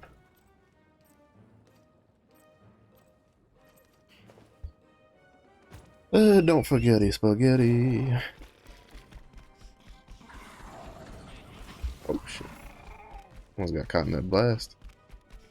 Swing, bada bada bada swing. Where are they? Where are they? Why am I so forgetful? I'm sure I put my master's keepsakes here. Where are they? Can you help me find them? Is it over here? Galator's records. I had dinner with Balthor today. We ate his favorite stew, and he liked it so much that he must have eaten 5 bowls. He ate it with such vigor that passing Umars came into the restaurant just to see him eat. The owner was thankful for the free publicity, so he told us we didn't need to pay. Even Balthor's eating is special. I can't predict these things. Flip page. Balthor is getting more stubborn. At first he was an innocent, obedient kid, but now he's just doing everything he can to annoy me. Today he hid all the ores I was honing around the house. To do a treasure hunt at this age, Balthor. What a brat.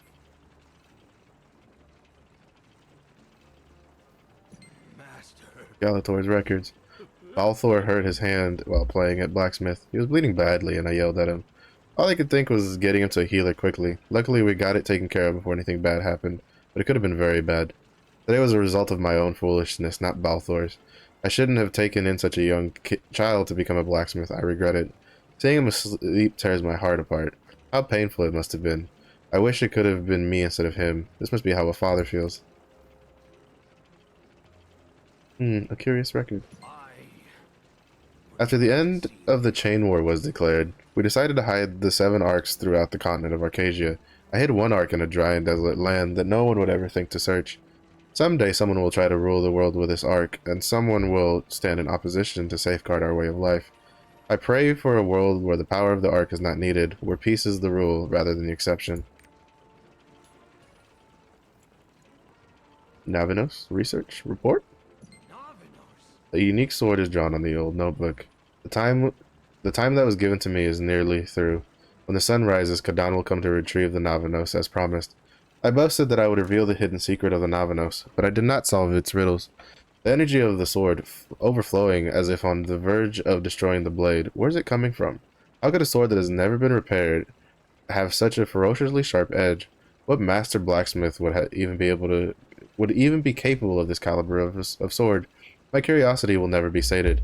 Navinos, my mission is to uncover the secret of the sword. Master said Navinos was a flawless sword. I wish I could see it for myself just once. Tell me more about the Navinos. He mentioned that Kadan had the sword from before they met. He said it never needed to be repaired.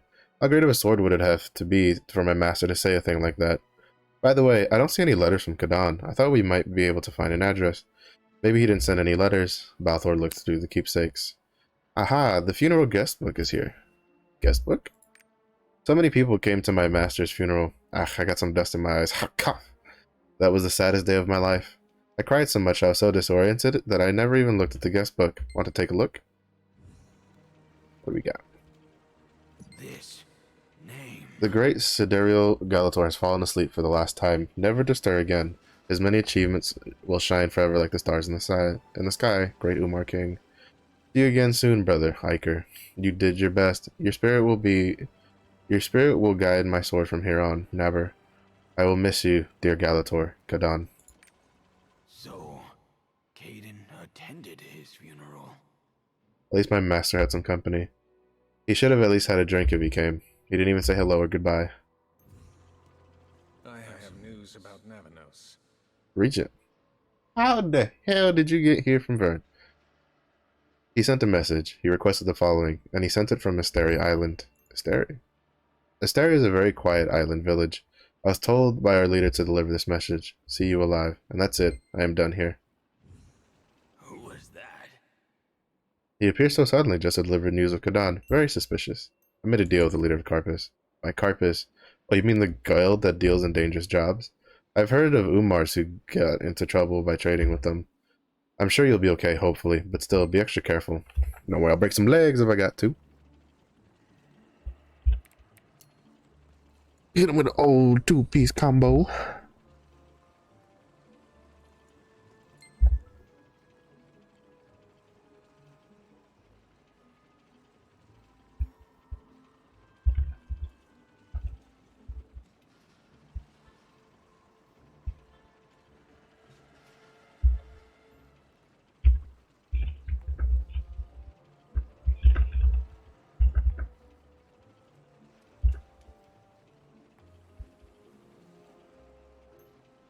I like That's that it. answer.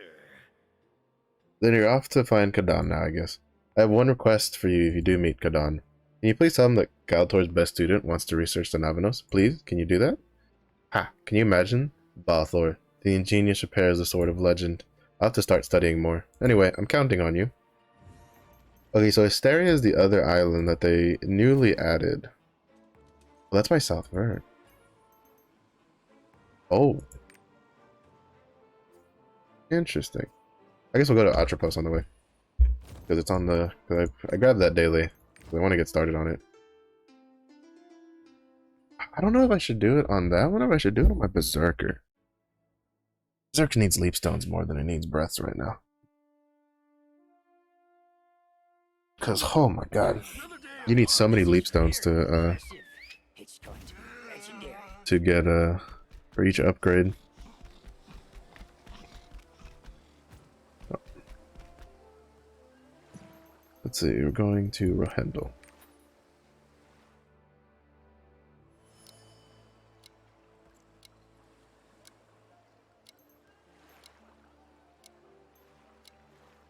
We're going to Rohendel, we're going to Rohendel, we're going to Rohendel.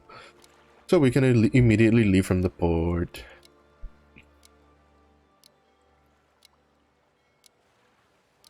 Investigate the ship from Alakir, from Slime Island, and from Crescent Isle.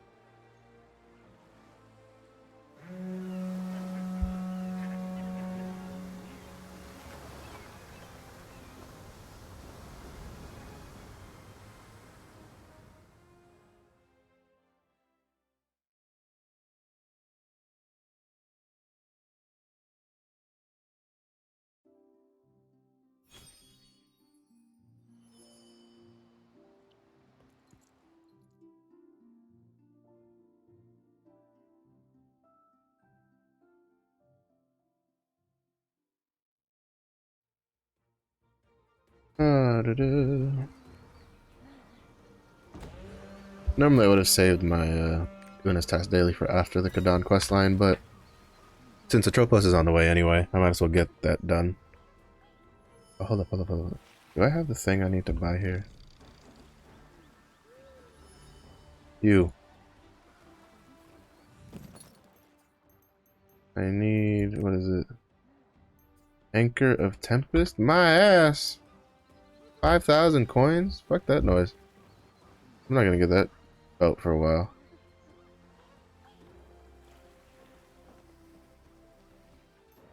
Those ships.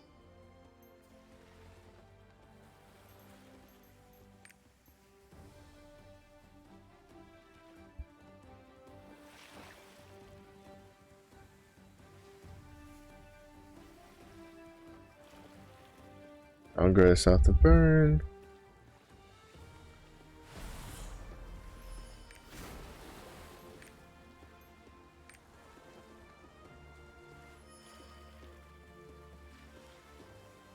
Oops, that's not what I wanted to do.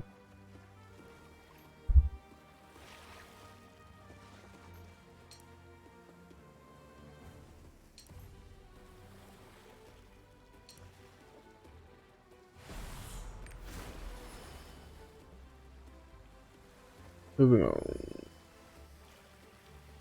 I do hope they do figure out a way for to get the whole bot thing under control, because it is a little ridiculous. I mean, it'll eventually like simmer out over time.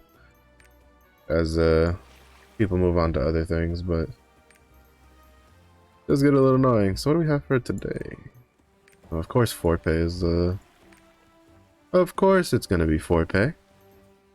Unfortunate. I need Phantom Wing out to do it so I can try to get the adventure map. But I also need Forepay's adventure map and Island Soul anyway, so.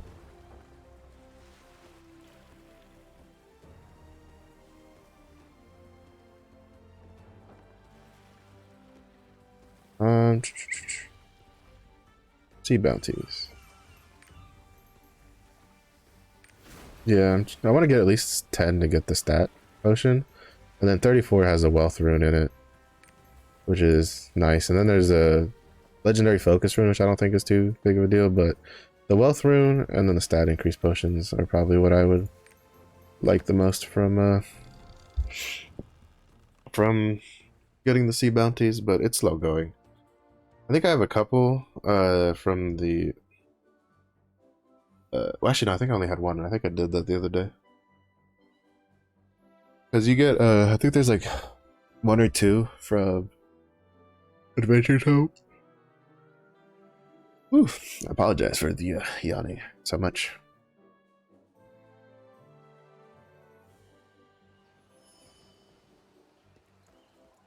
Got to inspect the boats. Excuse me.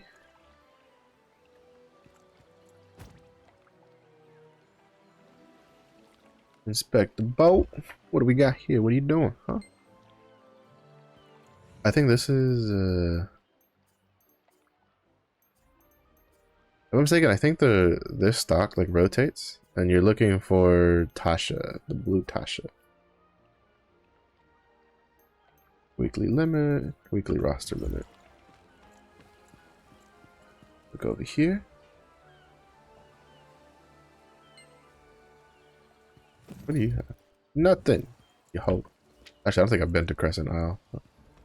No, but even then, it should have still shown up because I haven't been to Slime Isle either, and they showed her stock for jelly coins.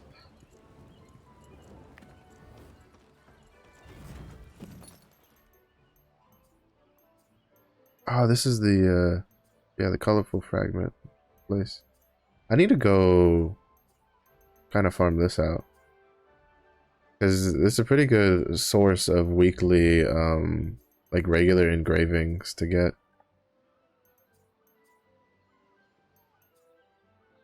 And then you can get 5,000 pirate coins, but I don't know, that might be a bit much. Try to grind that out. But I kind of want to go in there for the engravings at least, so I can get like stuff like Supercharge and Barricade done before Destroyer comes out.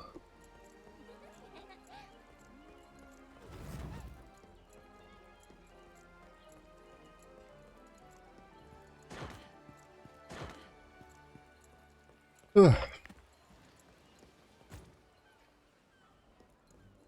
Hello, Moto. Good job. All right, and it gives us the 3 coins that we could throw in the thing. All right, so how long is this gonna take? We're gonna go reputations in progress. Go to the end. So we have the Astray. The Astray has 9 more days. We need to do the co-op stuff before we're done with it. So we'll be done with it sometime. Not next week, but the week after. I kind of need to finish this because there's a vitality increase potion. Maybe that. Maybe this. This has a courage potion. That's pretty useful. But I think I've been doing this on my Berserker. There's still a lot of this to do. I need to finish this. I have 4 more days on this, so that way I can get the charisma potion. What else? What else? Lopang. Oh, so Lopang is where you get one of the boats from. I don't think Alikir has anything too important. No, it doesn't. It just gives the leap stones, which is nice. I have 4 more days for the Azure Wind Isle, so then I'll be done with that. That one's gonna be pretty good. Examining the ship. 1, 2. Okay, so so this is the one that it takes a week, and then you get Meteor's Letter, which when you complete this, if I'm mistaken, eventually gives you a stronghold merchant. This is the repairing the site, which so I have 3 more days in level 4, and then I need to do 15 days in level 5. And when you finish the 15 days in level 5, you'll then get the Elzawin's Blessed letter, which is supposed to give you another merchant. And then there's a domination potion at the end, which I don't really care for. And then the last one is, I don't have it started, but it's the one for the Yorn one, which I should have. Well, no, I'll do that on a different character. I think I'll do that on the Striker, because you can go to Yorn. But that one also, I think that one's like 15 days or something like that, and then you get another one. And those are the 3 from Una daily tasks. After that, the rest of them come from the adventure tomes. Predominantly the level 70. Well, not the level 70, but the 70% boost. Well, the 70% adventure tome is the one. So, like, for instance, I'll go to Phaeton. So, like, this one, Phaeton, Levi's Letter gives you both a skill potion and it gives you a merchant, apparently. I need to also just do this so I can get the secret map, the masterpiece, and the song. Because I still have plenty of stuff to complete. Like, I've barely touched Phaeton. I'll probably do this on the Berserker. Yorn's is, I think this one also gives you another merchant on top of the one already. I haven't touched this at all, and it's already at 46, so I might be able to get it with just doing this and this, and like doing all these things. I just don't know if this locks any of this. Rohendel, I already finished. I have a secret map that I need to do. Well, no, it's Rohendel, you need to get to 80, but that's going to require dipping into collectibles and cooking and rapport, because I've already done pretty much everything else that I can do. Shoeshire, also 70%. North Vern, also 70%, but I'm almost done with this one, so I think I'll probably do this one later today. Arthentine again, 70%. These are all ones that oh, I did the 2 another stories there without even realizing it. And I think that's predominantly it. I think maybe there's one more.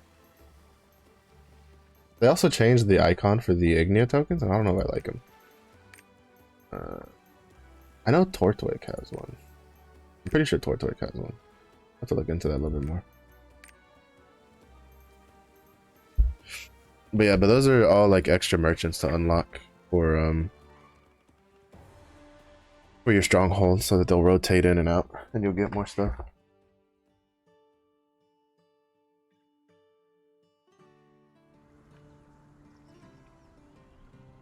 Oh, this is a cool little fishing island town.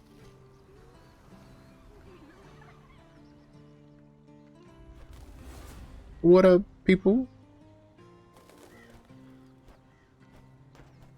That's a demonic crow thing. Little girl looking around, stamping her feet.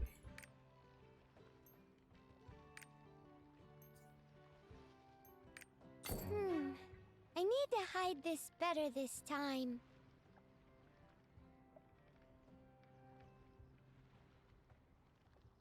Let's see.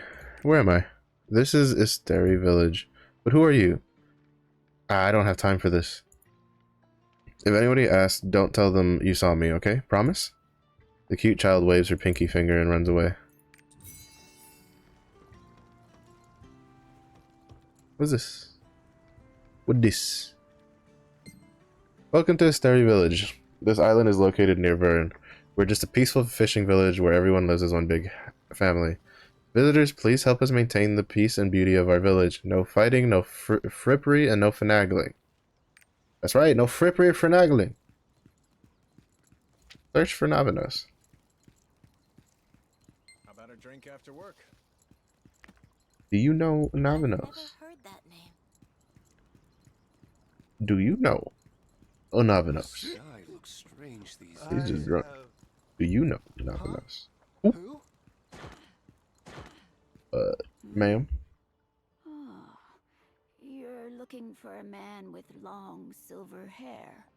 Silver hair. Silver hair. Hmm. Oh, the man who never speaks? Is he still on the island, though? I think I saw him. I don't remember too well. Now, where did I see him? Child. Oh, I know who you're talking about. The silver-haired stranger. Where is he now? He doesn't appear around here much these days. Oh, Cindy. Cindy should know where he is. For a while, she was always at the stranger's heels. Ask Cindy. Where's Cindy?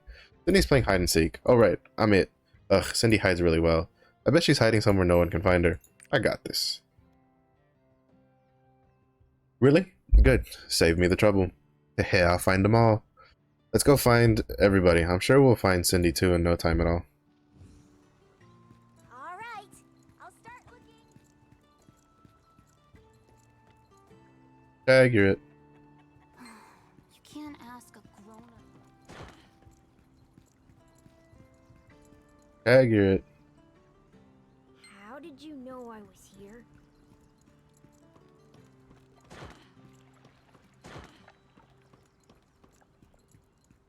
Accurate. Oh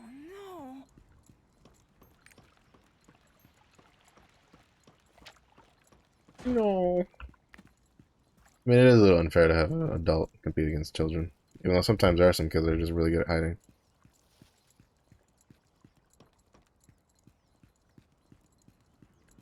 Am I lagging again?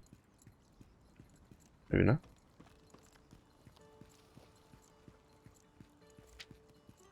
There's supposed to be a trace here. Not sure what I'm looking for though.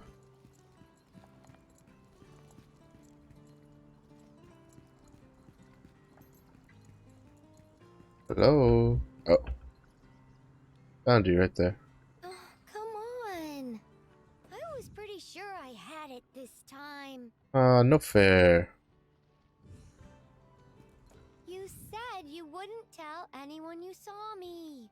How were you able to find me? You ruined our game. It's not fair. I have something to ask you. My mom told me not to talk to strangers. So I'll stay as silent as a goat. I am a knight of the king of Lutera and an Arthurian. Suspicious. Great people don't need to say anything to verify their greatness. You just feel it from their energy. Like Mr. Navanos, for example. Navanos? Where is he? You know Mr. Navanos? That's double suspicious. Why are you looking for him?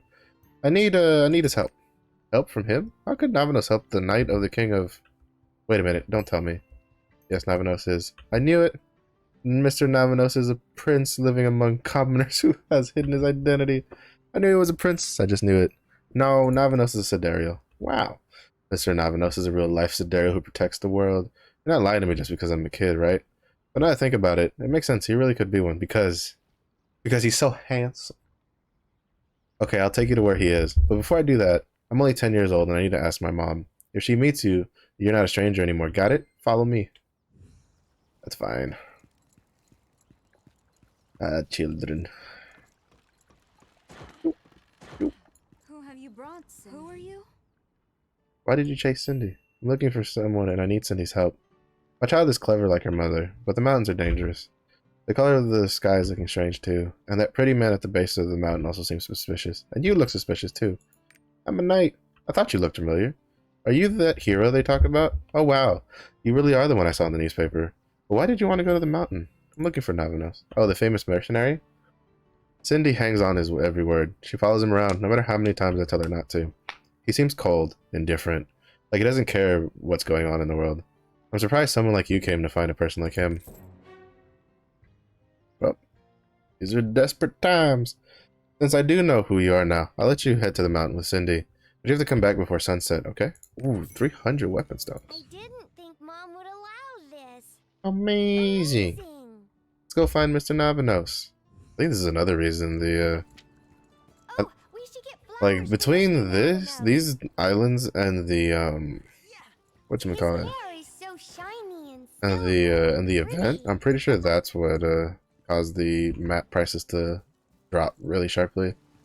I highly doubt there's enough bots in tier 3 to have like Saw Mr. Navanos. completely tank the prices. Like there's, I mean, there's bots in tier 3 because we've gotten people said so, but I doubt there's enough so that it would like compete because there's just not enough ways to get materials for tier 3. Help me collect some. Gotta get the flowers. Gotta give him the bouquet. Be like Happy Valentine's Day. Flowers bring you good fortune. Why they're so hard to find. You smell the fragrance? Isn't it pretty? The canela is the loveliest flower in the world. I haven't seen many places in this world, but still, I'm sure he will like these, don't you think? Navanos will be happy, right? Gosh, look at them. So pretty. I have a feeling that something good will happen today. Let's go. Child? Hey, this way. That's a death flag if I ever heard one. Just follow me. Don't move too far now. But that sign. That's, you know, that ominous coloring definitely isn't terrible foreshadowing.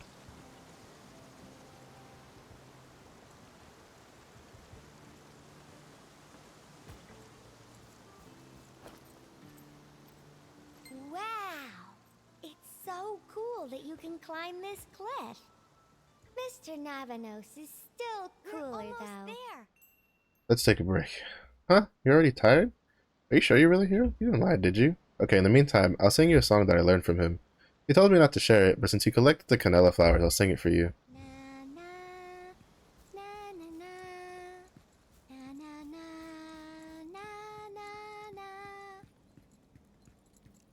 Isn't that one of the songs you play? Is that the Trixion song?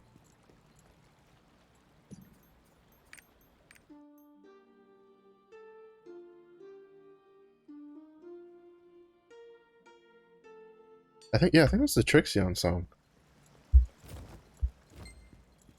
We're here. Mr. Navanos lives in that place over there. Oh, he's outside. Hey, mister. Oh. Dum dum dum!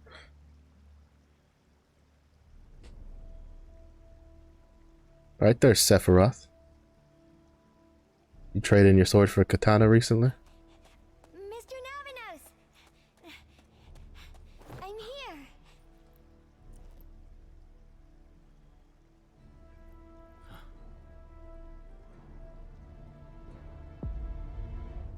Ooh.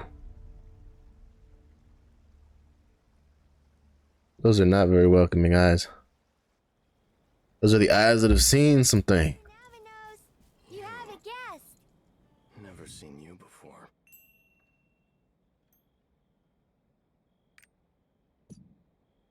Strangers seek me out for two reasons. To kill me or to die trying? Whoa now. I told you not to be This is why he doesn't have any friends nearby. But we've got a way to handle him. Ta-da! Because this canela crown would work. We should make it together and then put it on his head. I guess we could try it. It'll work, I swear. Everybody loves flowers. Even a grumpy man like Mr. Navanos. Let's make a flower cornet. I'm sure he'll take it. I have plenty of canela flowers here, so we need stems and long branches like this. Ooh, that's a good one. Like this and like this. Got it?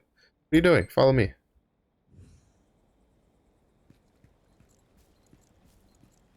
I'm pretty sure if we had dropped like at least like Nineveh and Beatrice names, he probably would have responded a little better, because I'm pretty sure like your average person wouldn't know those names. Ruin the stem.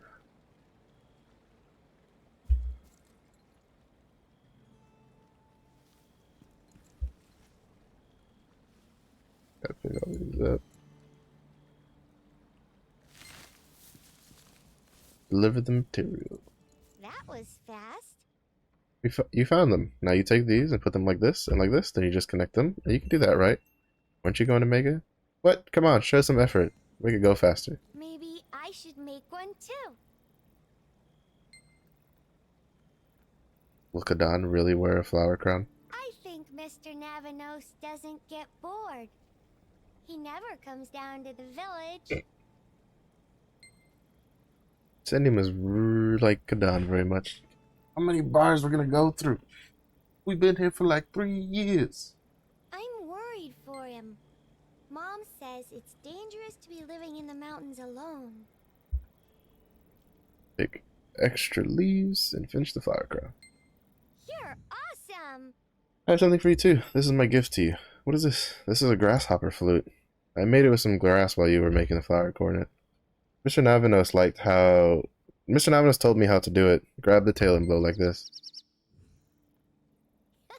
It's fun, right? You want to try it?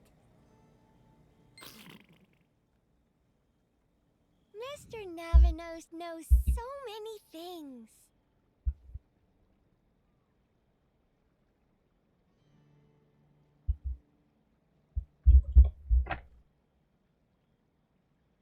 He can brew tea from leaves. You should see him chop down trees. I'm the only one who knows how to make the grasshopper flute in the whole village. He taught only me. That must mean we're really good friends, right? Maybe even best friends. Yes, sounds like good friends. He seems cold, but he really is not. He has tons of cute secrets, things that I only know. That's definitely not stalkerish. If you hide near his cabins, you can see everything. You're good at hiding? You may not know this, but I'm the best hider in the world. Nobody can find me. Well, I've never been outside of this island. But anyway, I'm pretty sure I'm the best. Oh, the sun will set soon. Mom said to come back before that. Quick, go see him. You have to gift him the flower coronet.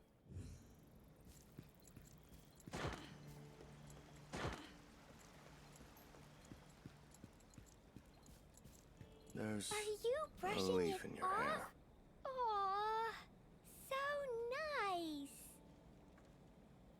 Cindy, go back to the village. Hmm. Aw, but I just got Something tells me here. that he might be, like, corrupted. You're kidding me. Aw, pretty. Maybe he doesn't know. I'm sorry. I guess he didn't like it too much. But I'll be using the flower coronet. It'll look perfect on me. Thank you for helping me. Ah, darn it. I should head down now. You don't need to babysit me. I'm not a kid. I know the mountains. That's a mistake.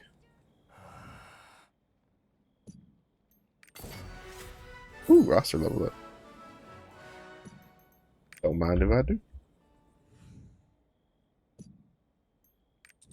Oh shit, a purple protection? Why did you come to find me? Nineveh's looking for you. Nineveh? Has she awakened? But in the end, she was able to endure the pain from that day. But you brought something troubling. You didn't even notice the tail. The who? Oh, is it the... It's the Carpos people, right?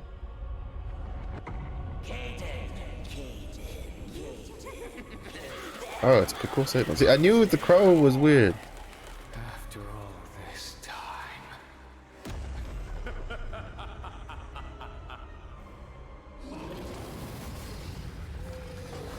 Uh-oh. We done fucked up, hey, Aaron. Holy shit. Is that Calventas? Veritas? Garuda? Lagoros? Well, that's one way to royally fuck up. Didn't expect that to happen. The Chaos Gate. Damn it.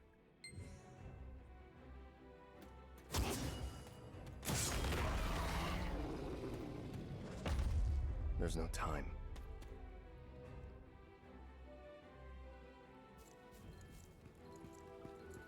So I guess if we had probably just left him alone, this wouldn't have happened.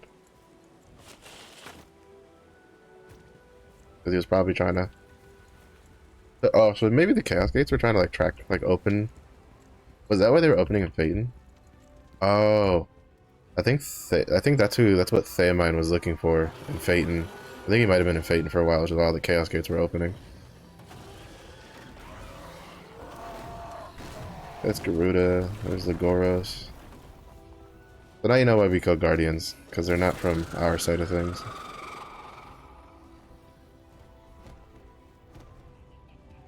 What a mess.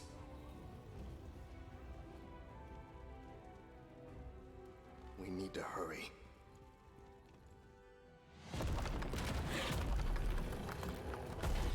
Veritas.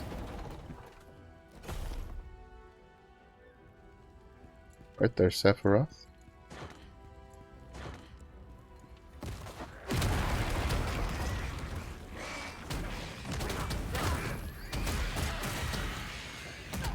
This is technically our fault in the grand scheme of things. That's a little unfortunate. Ooh, 700,000 crit. I'll take it.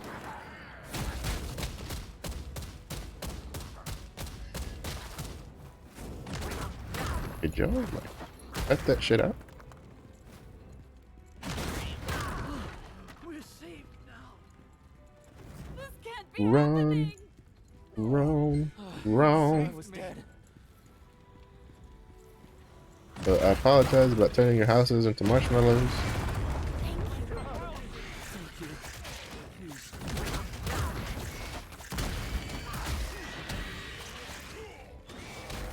Oh, some of these guys are suicide dudes.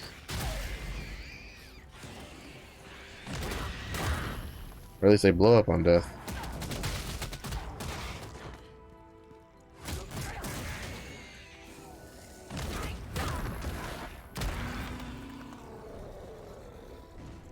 Did I not interact with that? Oh no, there's a different person. Oh, it's you. I don't see Cindy. They're just with me. You don't think anything happened to her, do you? Please find her. I got it, don't worry.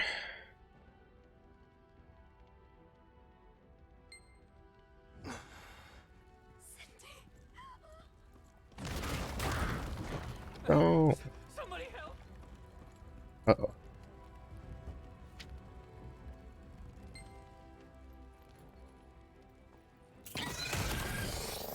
Garuda?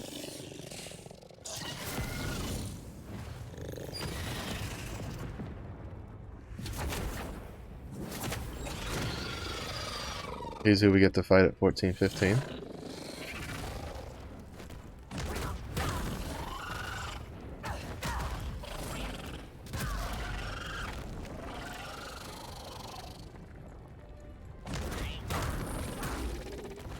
Oh.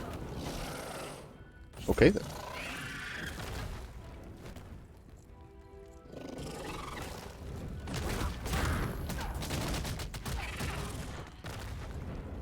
Oh my god. Oh shit. Damn it, I thought I could get out of that. I didn't have my thing.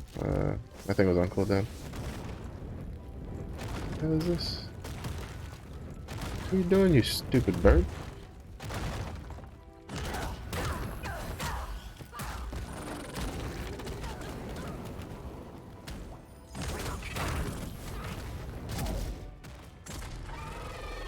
But chill the fuck out.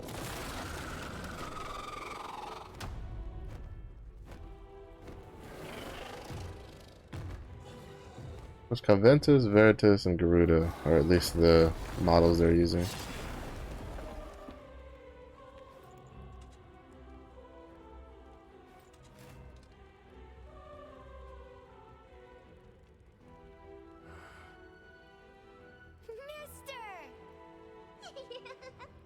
Uh-oh.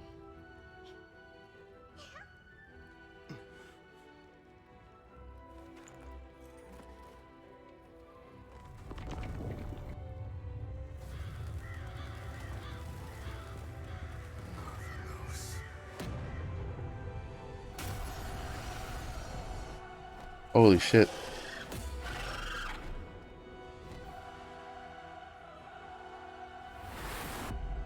That was kind of fucking cool.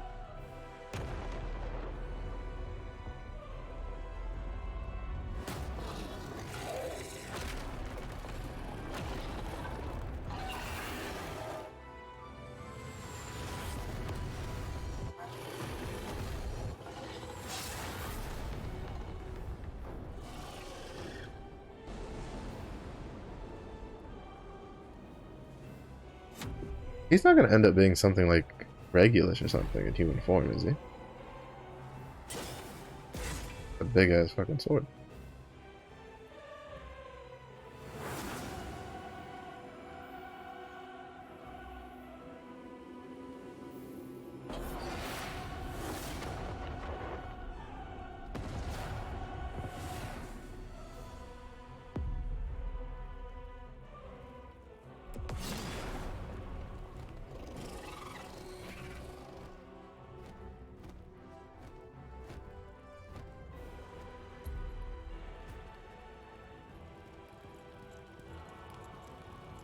There's something weird about him. Something weird about him and a sword.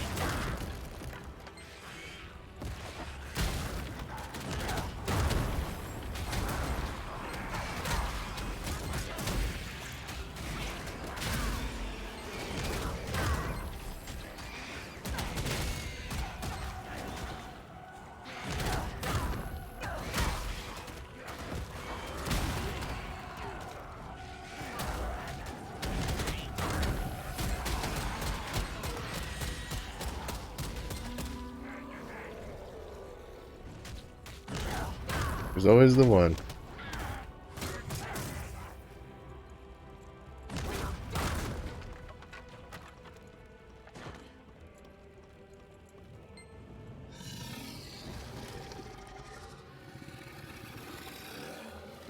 Why are you running? Why are you running?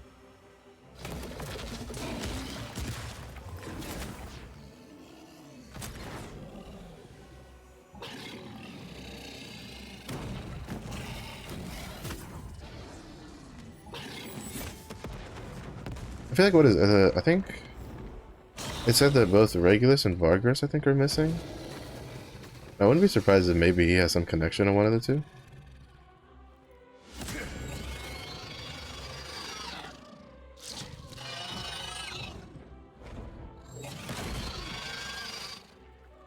Oh. Down two. Actually, let me put on a stem that actually is usable.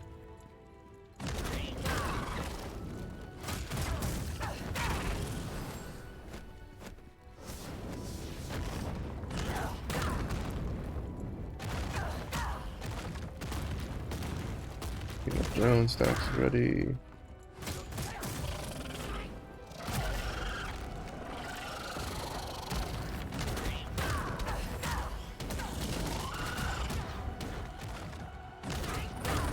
He dodged like some most of those because he was in the air.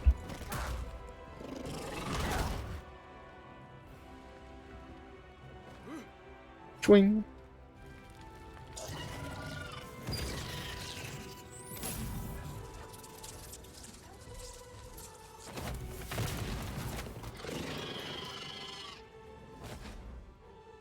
I wonder if it's a case of like maybe it's a case of like the sword controls him more than he controls the sword.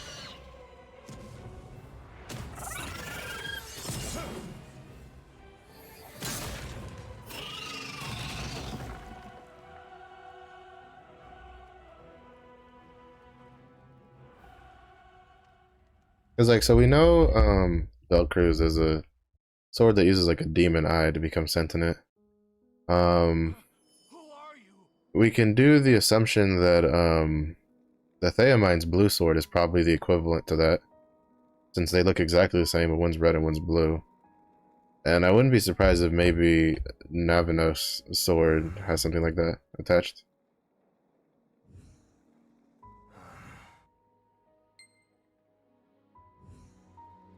That was weird.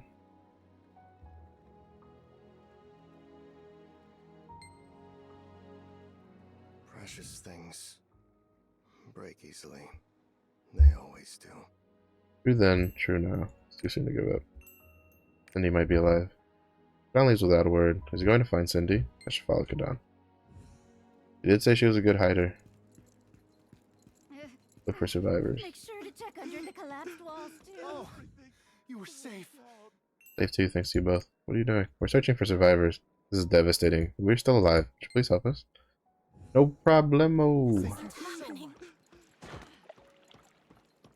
There should be survivors. See? He was the man with the Let's see. sword.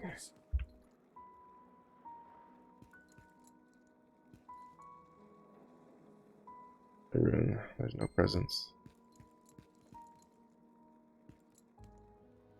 Everything's been burnt.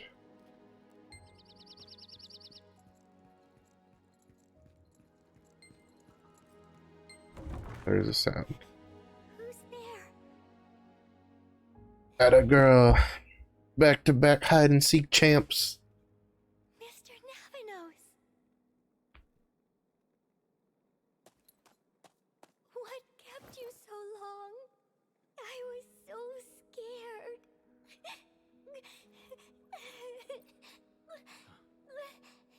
I'm not gonna lie, those weird little metal finger things must not be very comfortable to you wear for long periods of time, especially for when you gotta be swinging a sword around. But you know, aesthetics, baby. Thank you for saving my child. I'll find a way to repay you for rescuing Cindy. Technically, it's kind of our fault this shit happened. So I don't know how I feel about that. Thank you. Mom said we're going to Vern. Nothing much is left of the village, and my aunt Anella is in Vern. She said I have to study there. I like playing with Mr. Navanos. This isn't fair. But Mr. Navanos said he would visit me in Vern. It'll be okay. I won't cry. I'm not a kid. I'm gonna marry Mr. Navanos when I'm older. You'll see. You're not fighting with him now, right? We're better than we were before. Mom said people get closer after they fight. Mom even said fighting brings out character, whatever that is. I'm sure we'll meet again. Promise you'll visit me in Vern. I hope they tie back into that at some point. It'll take a while before the island recovers from the damage. This is heartbreaking. I wanted to ask you something when I found you. Not for me. The arc doesn't represent hope. It's more like a sacrifice. What do you mean? You have a long way to go. Tell Nineveh I will find her when she needs me. It won't take long. Now, before you leave, I have one piece of advice. Don't trust Lazineth. Don't trust Lazineth. Bye. Thank you. Bye for real. I wonder... Oh my goodness. They need to change that shit. I wonder if... I have a sneaking suspicion that we're still caught between two, like, forces, and, like, we're being used as, like, soldiers. Well, without our knowledge. That was something. Your old pal in the sidereal. Pretty exciting. We don't have time for this, Carmine.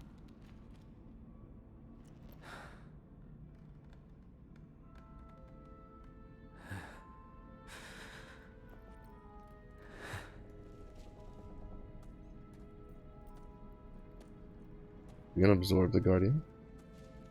Or he's gonna, like, resurrect it?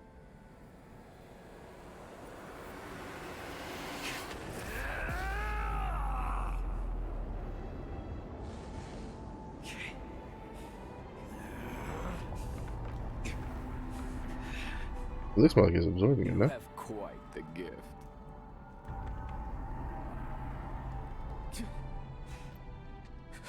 Oh no, yeah, he's resurrecting it. Holy shit.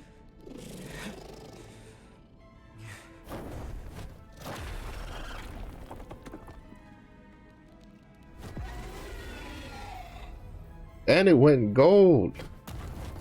It's the Prestige Edition. Oh, did he purify it? We still got some time. Wanna go say hi to your friend? I don't have friends. We don't have friends, but you get chiropractic, buddy. I find that quite hard to believe. Your chest shouldn't be, like, caved in like that. I think he might have purified that Garuda.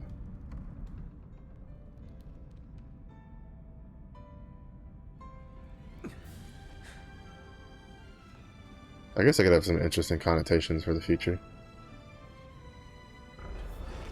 Like, I don't see why it would turn into a golden color if it was just, like, resurrecting it and then, like, beefing it up. Because,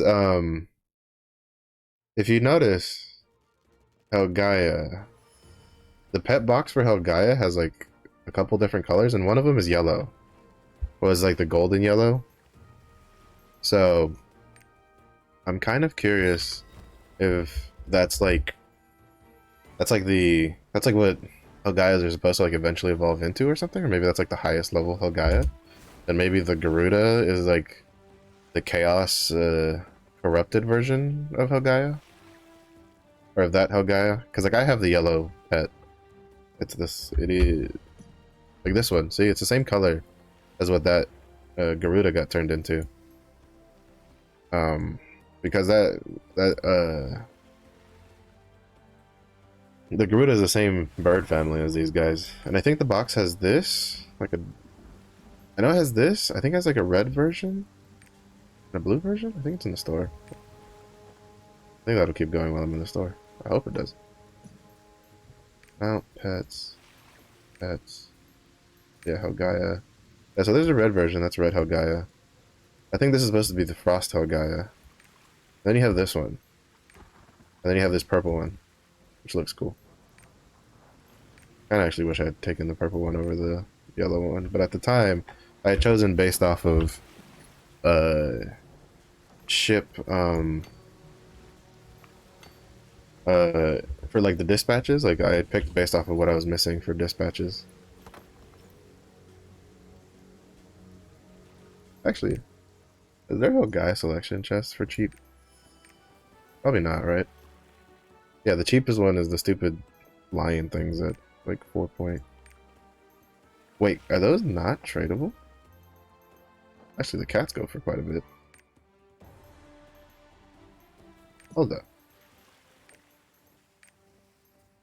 Oh, these are untradeable. You can only buy them with blue crystals. I don't want to buy the purple one. I'm not gonna lie. I'll think about it. 540 crystals is a lot for a pet. Maybe when they add more pet stuff down the line, I can justify the cost of that. Because that would be for 500 blue crystals. That's a couple thousand gold, isn't it? Yeah, that's a lot of gold to buy that. So I think I'd rather wait to see if maybe they give us more with events down the line or something. Let's see, 540 blue crystals. This is the part we have to like weigh the cost of things. That's the gift. Like it's 750 for 95. So yeah, that's like 4,000. That's almost 5,000 gold. That's an expensive ass pet. That's about the same price as what they're going on the market on the auction house though. Because the lions and things are 4.5. I guess that's a. What the hell happened to the camera there? Did I just lag out really hard there for a second and it just took me now to realize? What the hell? I'm telling you, I don't know what it is with Lost Ark recently. It's been kind of just fucking with things. I welcome you. I was talking to Nineveh about what to do if you couldn't find Kadan. Did you manage to find him? Yes. So he will come on his own. That sounds like something Kadan would say. He keeps his word, so I'm sure he will come help us when the time comes. I got it. Good work. Go tell Nineveh too. She's been waiting for you. Should we start? You're back. Did you meet Kadan? I did meet Kadan. Well, Kadan. I see. I'm so glad Kadan is safe. Kadan told me not to trust the Lazaniths. Kadan said that? Hmm. When Kadan left Elgatia so long ago, I heard something terrible happened. Maybe that's the reason why. At least that's the one reason why.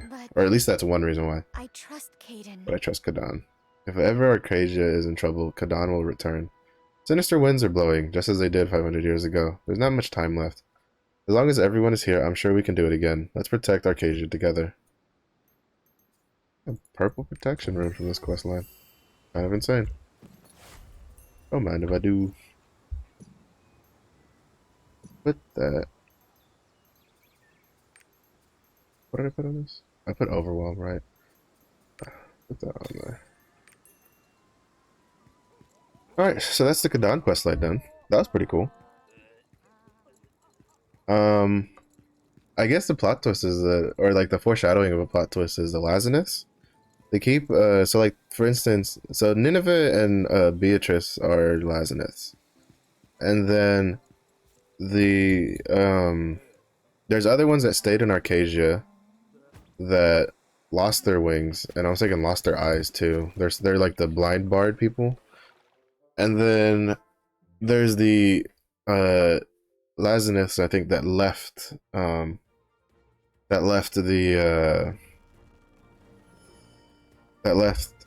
for Algatia, which I'm thinking Algatia is the name of the place that they all left, which in Korea, that's the next story area they're getting.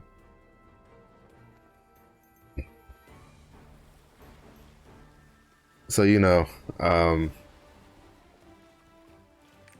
I think that what it's probably going to come down to is that we're being used as like a meat shield against the Petrania legions by the Lazarus, and the arcs are like, I guess they're bait or something like that for us. Now the question is Beatrice in on it?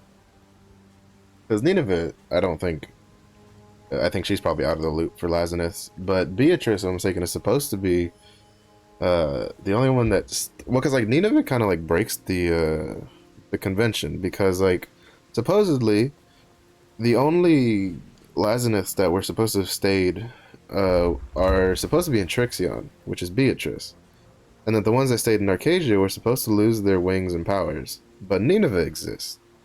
So the question is Nineveh here from special, like on a special pardon, or is she like, did she like circumvent the system, or did they forget about her? And then on top of that, is Beatrice in on the whole like deal? Because I still feel like we're being used as a meat shield. Because it makes sense, because like we basically worship the Lazarus and like Regulus, and so, or at least like the most of the people do. And so it makes it really easy to use that as a way to like control people to get things rolling. This is by the way, this is the sailor that costs 14,000 sun coins that you need to buy for the Astray. You get 1.6 knots out of them. And high resistances and like sirens and stuff. I don't have enough for him yet. When the I think when on reset, when the thing resets, I'll have enough. Because I have, let's see. So there's 5,000, there's 9,000 coins here, and there's 3.9 thousand coins here. Yeah, that's only like 12,000. And I don't think I have any sun coins like at all, because I don't do the yeah, I don't do the Unica sailing co-op. So yeah, so when the event resets, I will then have time to, oh, what am I doing? I need to park this character on the over here.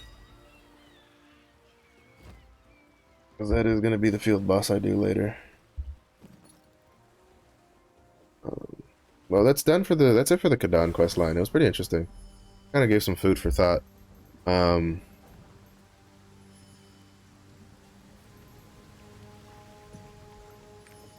It'll be interesting to see where the story goes from there. I know South Vern is kind of like well, they've already said it. South Vern is, when we get South Vern, that's going to be the big war, the second big war event that we're going to take part of. I've seen some some clips of it here and there, and it looks pretty epic, to be honest. So I'm kind of looking forward to that.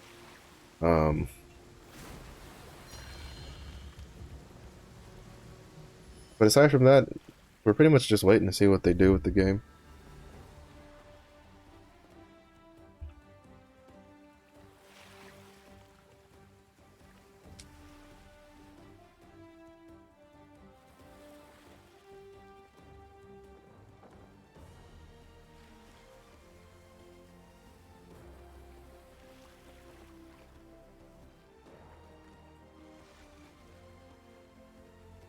I don't know. My only hope is that Destroyer still stays as the first class coming. I know a lot of people are like, it doesn't make sense, Destroyer isn't ready, blah blah blah.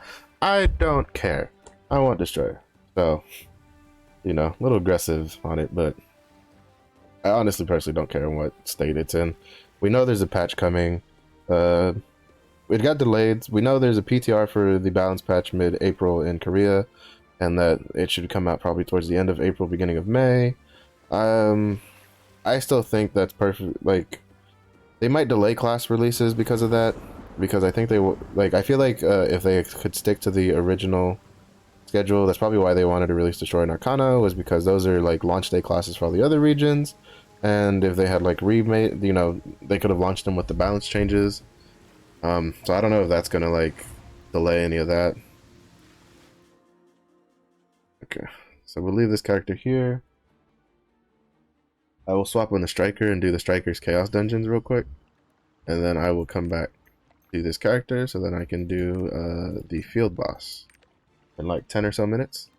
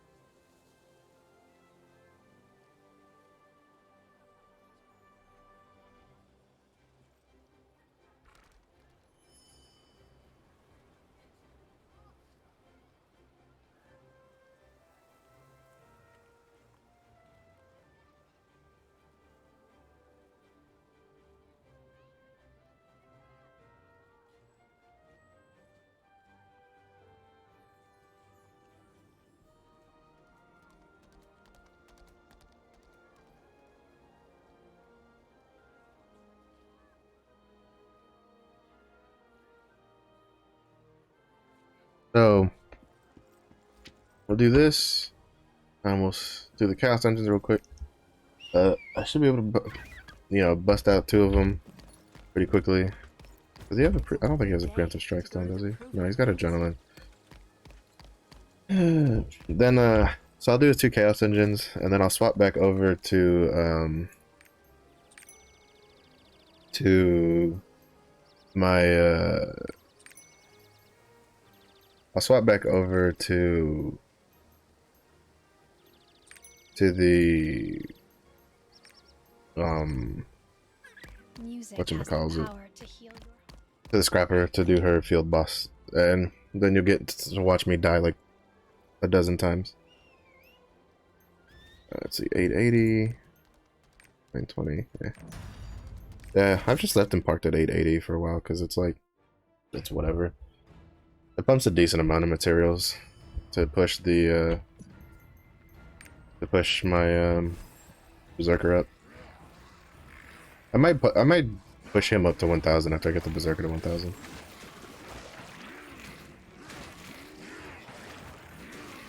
But this way, at least, like if I do it, he'll have a lot of the harder to get mats, like his leap stones. He'll have plenty of those, or at least he should. From all this, how many does he have? He's got 187. Because the biggest wall my berserkers ran into is he doesn't have enough leap stones. Because unlike tier 1, I was selling the ones in tier 2 because they're still they were still worth a bit when I was working on the berserker, like when he was working his way through tier 1. So I didn't really save up very many, and then that's kind of been what's been holding the berserker back some. But he's 960 now, so he should be in 1000 pretty soon. Because then he'll have the Phaeton. He'll do the Phaeton normal mode dungeons, which will give like materials, and then I'll have him do the hard modes. Maybe after I like hone him up a bit, and then he can. You're really not gonna spawn the stupid. This is the problem about when people are like, "Hey, optimize your chaos dungeons." They're like, sometimes the gate doesn't want to spawn at all. A lot of them go like, "Oh, it spawns at 16%. You just have to wait for it." I've tested it. I've gotten to 17%, and I've waited a full like 2 minutes for the portable spawn. From what I've personally experienced, the portal is completely random when it spawns between like, I've had it spawn as early as like 15% and then as late as like 20%, like killing things slowly. Because like I was really curious to see if you could actually like, it was actually like on a delay, and it's not. It's just like at least from my personal experience, it feels like a random spawn. So in those first zones, I just kill shit until the portal pops up. Because I feel like you're just wasting too much time if you like try to min-max it that hard. And I guess in the second floor you can kind of min-max it, so you don't just like hunt down the elites when they show up. But you know, even then, I don't think you miss out too much if you miss like one elite. Like maybe in the long run, like you'd be like, oh well, you missed out. Oh my god, there goes the lag. Please don't disconnect me. God, I don't know what's going on with the game this week. Even off stream I'll lag a lot. And it's really getting on my nerves. It's pretty frustrating. I don't know what the hell is going on. I don't know if it's the bots. I don't know if it's just the server shit they're doing. But as with whatever they're doing, it's getting laggier. Also, my striker just got a stupid. Oh, he actually has a lot of this. I didn't even realize. That's still kind of annoying. I need it on the berserker. Well, I guess at least he could do the gems and like I can move those over. I really wish a lot of those stuff that you got that were bound from stuff like that were just like roster bound. Also, apparently even the changes they made to the shop vendor didn't go through on the hotfix. Basically, the shop vendor was supposed to have the gear score requirements, the ones, or at least the ones past 302, removed. And people were reporting that either it straight up didn't remove the gear score requirements for theirs, or it like removed it for like the engravings, but it didn't remove it for the materials.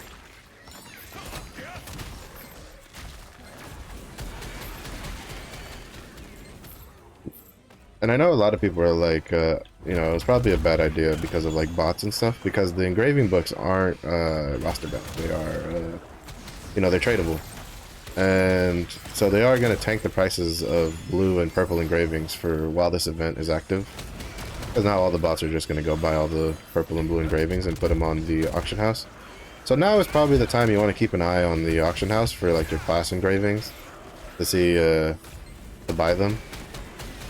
Like, I'm kind of eyeballing the shock training one, the blue ones for shock training, so I can kind of like pick those up, go back to shock training in the future.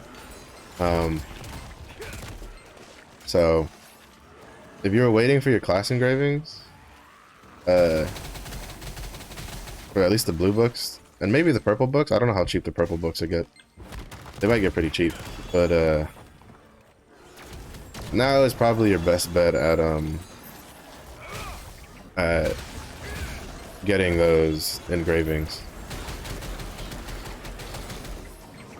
because if not, they might be really expensive when they pop back out. That's a bit close to the spawn. That's a bit closer to spawn than I want to attempt.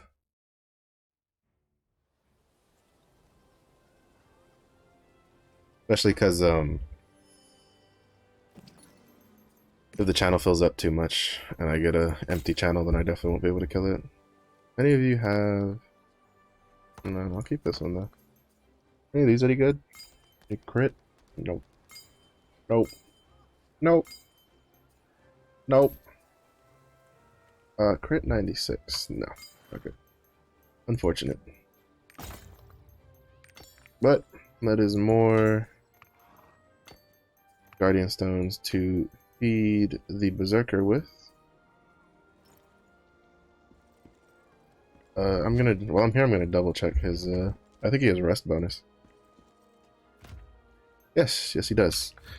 So I will do that after I do the field boss on my, Scrapper.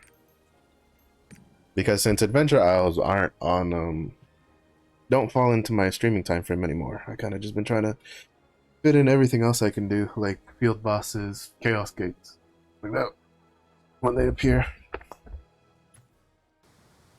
Hopefully they can get the timer fixed down, because man,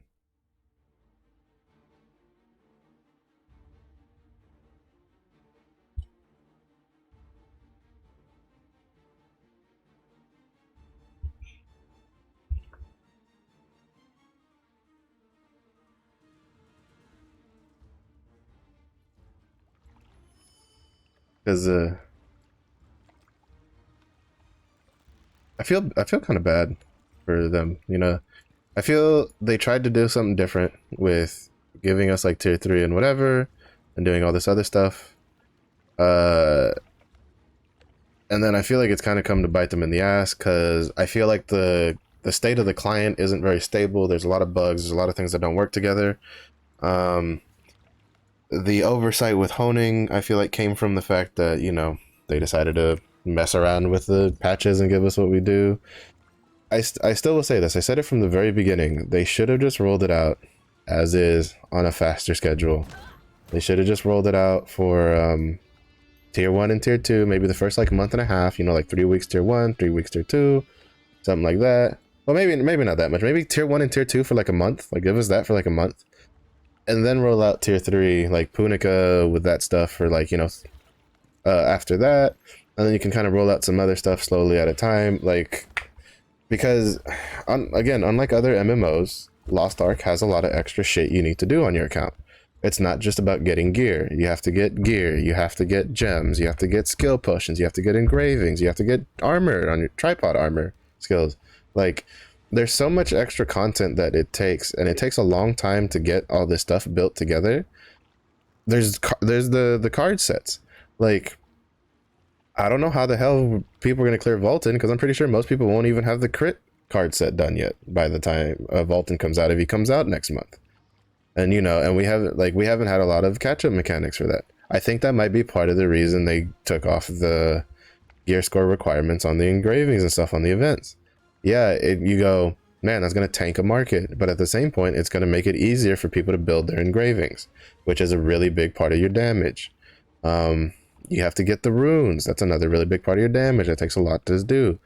A lot of them are RNG. Like, for instance, the entire reason I'm doing this island instead of doing the Borealis one is, one, it's, you know, most people come to this one, but also because this has a yellow bleed rune on it. I use bleed runes actually give quite a decent amount of damage, especially for scrappers when you're using Dragon's Advent. Like, there's a lot of extra shit you have to do, and we have no time for that, and they're not giving us any ways to catch up for that.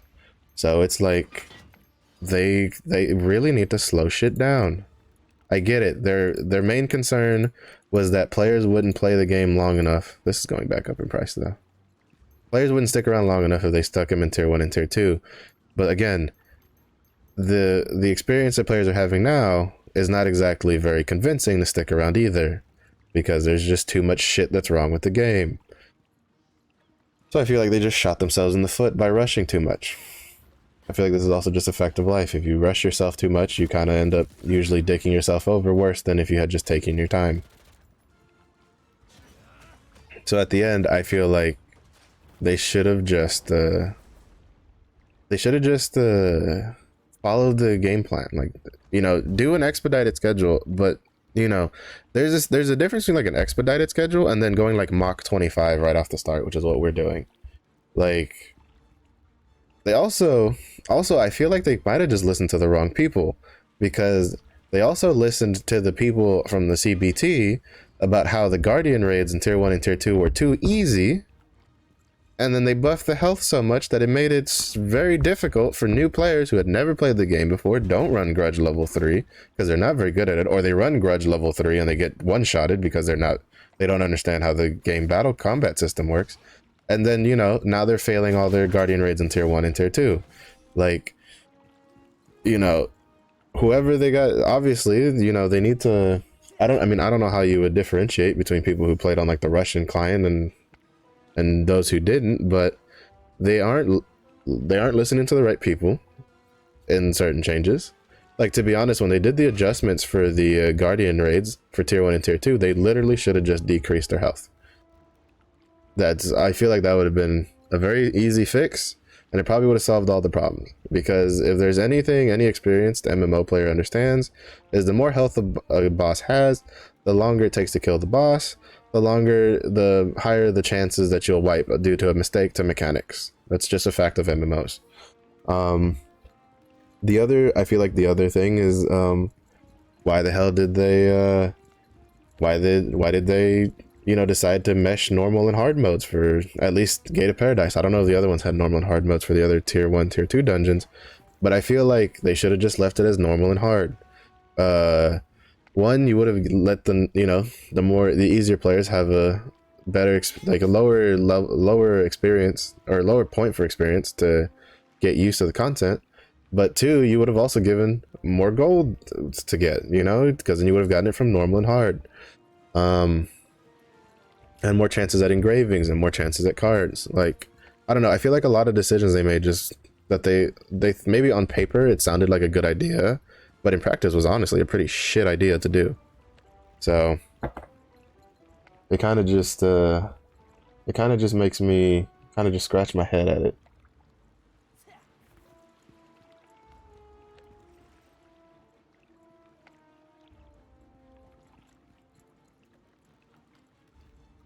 So, I don't know. Hopefully they can fix things out. I know Asmongold put out a video, and a lot of people have been reacting to it. I watched it. Well, I watched it a bit through when I was watching a stream earlier. They were watching it. He brings up some very good points. He brings up some very good explanations.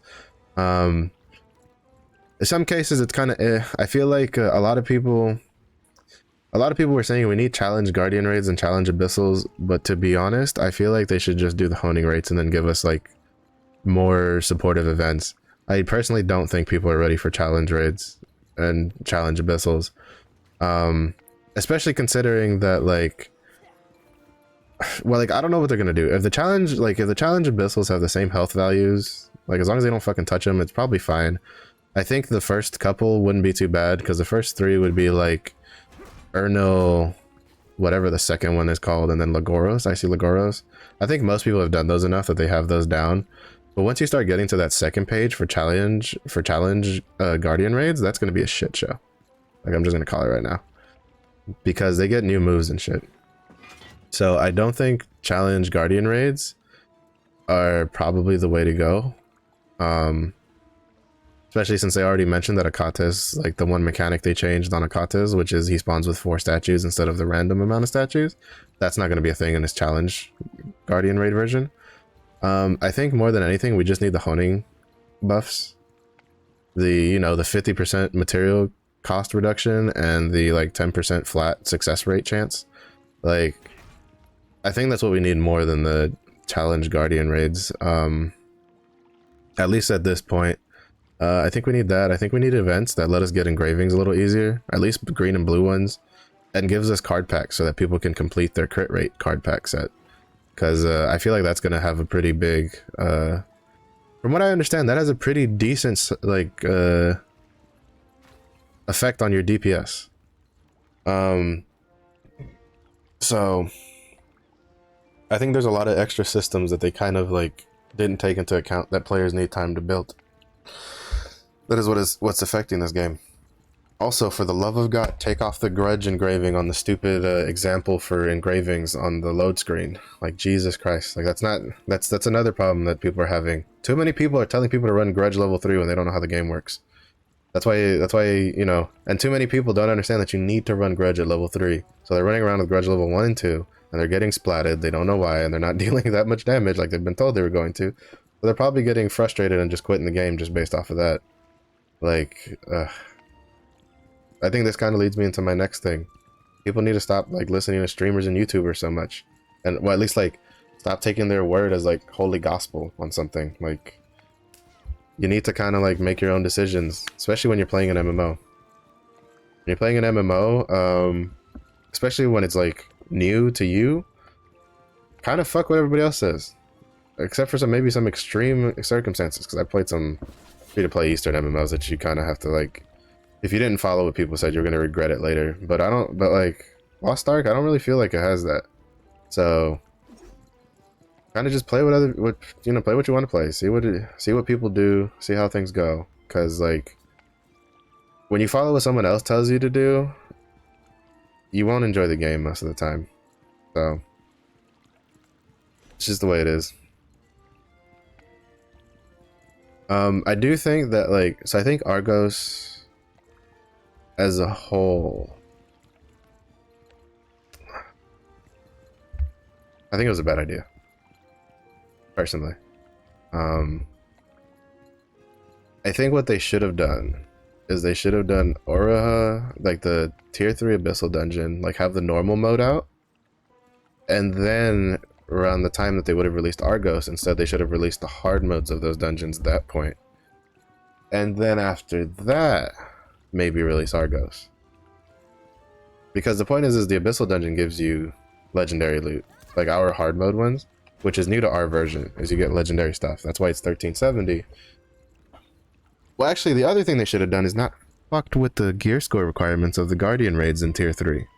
Like, what? Like, who the hell thought that was a good idea? Like I'd like the explanation of that, because I feel like that's one of the real big problems. Because like 1340 in the other regions puts you at a night whatever yoho. The third Guardian raid on that page gives you so much more materials than the first two. More often than not. She's also much more difficult than the other two.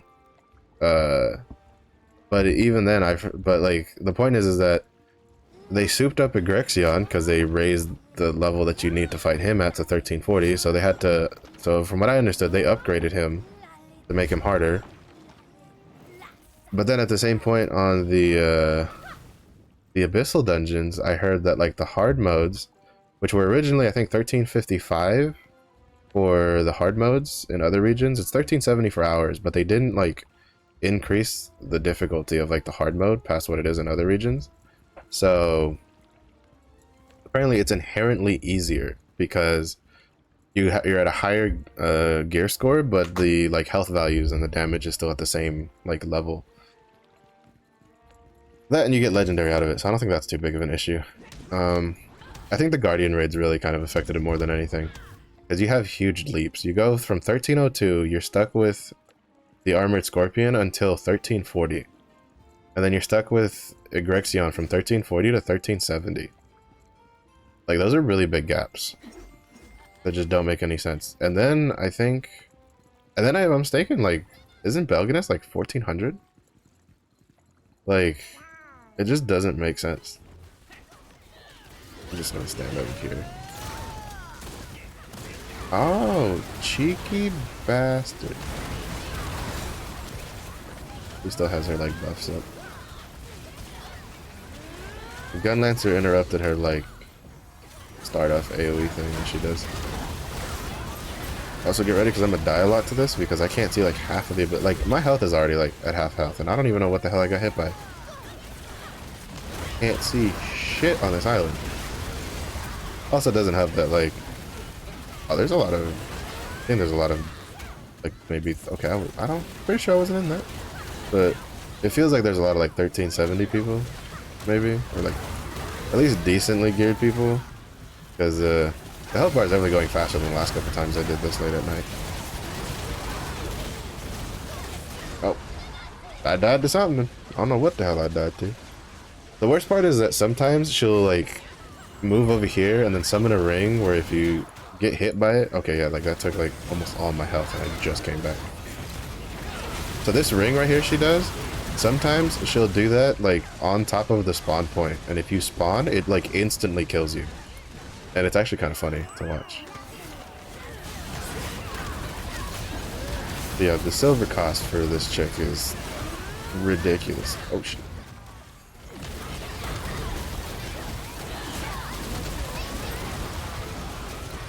Dead again. Look at everybody just dying because we're just... The world boss is another one that it's like the item fucking gaps are so weird. Like why is she 1385? The two for the tier 3, the only options you have for field bosses are two 1385s and a 1402. Like what the hell? Like seriously, like what the hell? I'm in pain. Emotional damage. Oh, is that? I think that's on the spawn point. Okay. So, yeah, I think that was on the spawn point. Or we still wouldn't have been able to get back in. But it's such a weird, like, thing to do. Even though I think they didn't change these. I think this is exactly how it was on, like, the other regions also anyway. It's just weird to me. Oh, that didn't get blocked. Oh my god. Pain. So much pain. Oh. We've been walled off. Y'all have fun with that. Y'all are kind of by yourself. And put that defense down. Y'all have fun with that. I'll be... Oh. I can't even see those waves because of like the character models. And they like two-tap me. This is an island of death. I kind of feel like they should eventually just put like a tombstone. Like a graveyard here off on the corner, like off of the island. Alright.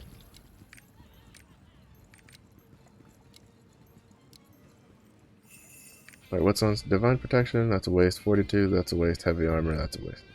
Bye. None of those are really worth, especially because apparently they're like 1 gold in the auction house. So if you need them, just drop like 20 gold and go buy some.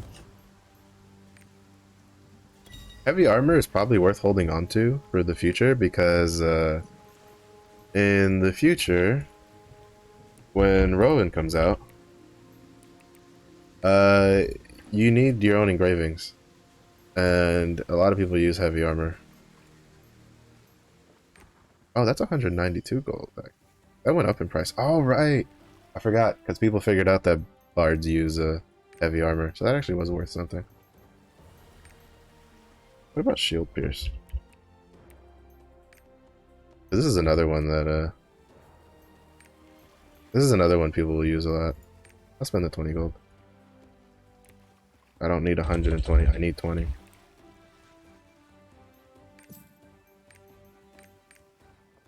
That might look like a waste, but later on,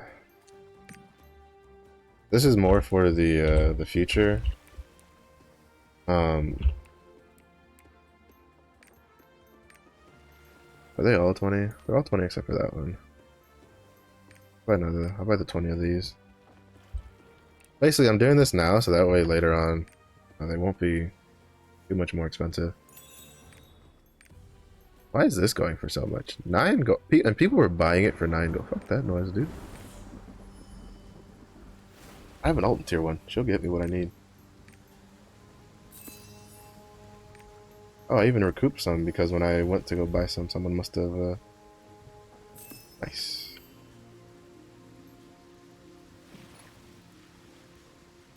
Oh no, they gave me money back because someone bought out shit before... Wait, why did you give me money back? What the fuck? I said to buy 20 and there was like 600. I don't understand this shit sometimes. I need 12 of these. 12 of those. Are you fucking kidding me right now? There's 600 of these. Why is it like causing a problem? Like, what the fuck? Can someone explain to me what's going on? Like, because this is so stupid.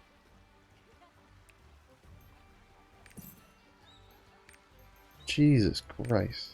Like, pulling teeth sometimes. And the purple ones, I need 13 of you. 13. Bye. Ah, and I only bought 7 of them because this is... Oh my god, this is so fucking annoying. Like, I don't understand. There's obviously enough for how many I was trying to buy, and it's still, like, didn't buy all of them. That's annoying. Alright, so as I was saying, in the future, like, this might seem weird now, but later down the line, I'm kind of just prepping for when the Faction v Faction map comes out, like, years later. And I mean, in the grand scheme of things, it might be, like, I wasted the gold, because I'll probably, maybe by the time we get it, because I feel like that's probably going to be something we get, like, in next year. I'll have gotten those engravings, but at the same point, it's literally only 20 gold. I can run 1 tier 1 abyssal dungeon and make back all that gold I just spent right now. So where's my pet? There it is. Nugget! What the hell are you doing? Alright. Actually, I probably had some, like, in here. Enhanced shield, necromancy, vital points, data. Yeah, I had 1 shield piercing in there.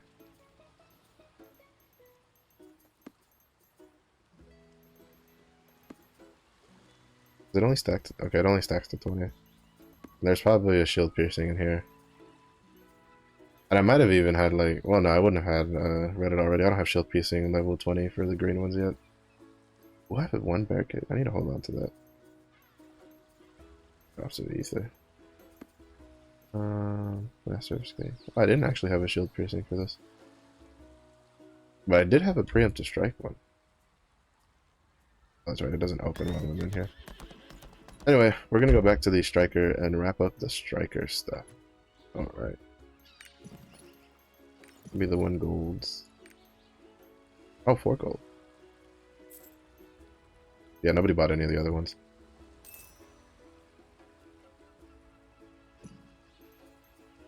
Oh, wait. I still have daily sleep on this character. I need to go to Phaeton. I almost forgot. I was like, oh, we're done with this character for now. Nope, nope. I still have to go do Phaeton. I have to go throw fireflies at a tall, lanky, giant thing. But we're almost done. So. That'll be that. After this, I don't know if I'll get on my Berserker. I might. I mean, like, he's in Phaeton, and I have to get through Phaeton before I do anything else. Because, I can't even do, Chaos Dungeons without Phaeton done. So, I'm kind of not a very big fan of that system, where, like, I kind of wish if your main had already cleared that content. Like, as it quested through. I don't know, I feel like for Chaos Dungeons, like the Abyssal Dungeons, I'm not too butthurt about it. But the Chaos Dungeons, I feel like if your main has already completed them once, then your alt should be able to complete them. It's very, it would be very nice, especially when you're just trying to get through content. Because I don't see much reason behind... And specifically, and I'm only just talking about the Chaos Dungeons, because the Guardian raids don't really work like that. Granted, the Guardian raids also, you have to clear Phaeton to do them, because you have to clear Phaeton to do the Chaos Dungeon to get the gear.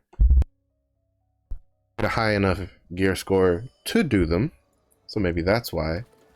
But in hindsight, on the flip side, you could also just buy a set of like, it's a waste of paeons in my opinion, but you could just spend 5 paeons, buy a full set of your left side, and then just send it to your character, your alt, and then, or just buy it on that alt, and then that alt will have, it'll be good to go.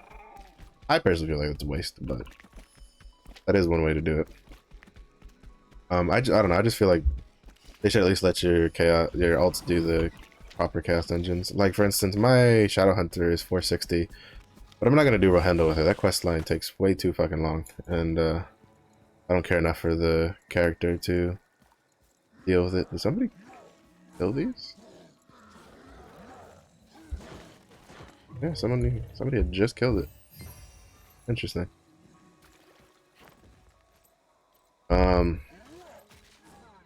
But I guess, you know, they could be like, well, you have knowledge transfer. I'm like, yeah, but you also have to manually quest through the zone after Vern. In case you didn't know, like, knowledge transfer is a 1-to-1 thing after Vern, so. Because Vern gives you 9. Someone had said originally it was supposed to be 12, but I guess for our version they gave us, like, I think in the Korean version it's 12, but in our version it's 9. Still doesn't matter. Most people haven't even made, like, I'm pretty sure most people are still only like 3 or 4 ults. For like average players. Because one interesting reaction I've seen a lot of is there's a lot of people that actually don't like that they have slower progress just because they don't have alts. And I'm just like, if you spent any modicum of time researching this game, you would have realized that, like, one of the very first things that most of the videos I watched talked about for this game was you might want to, like, find a couple classes you like to play because alts are really important for the progression of your character. So I don't know what to tell you if you're one of those people that doesn't like alts. So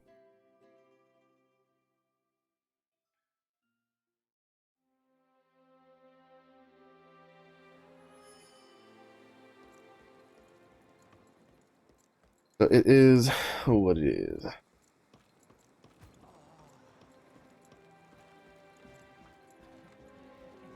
Come on, hurry.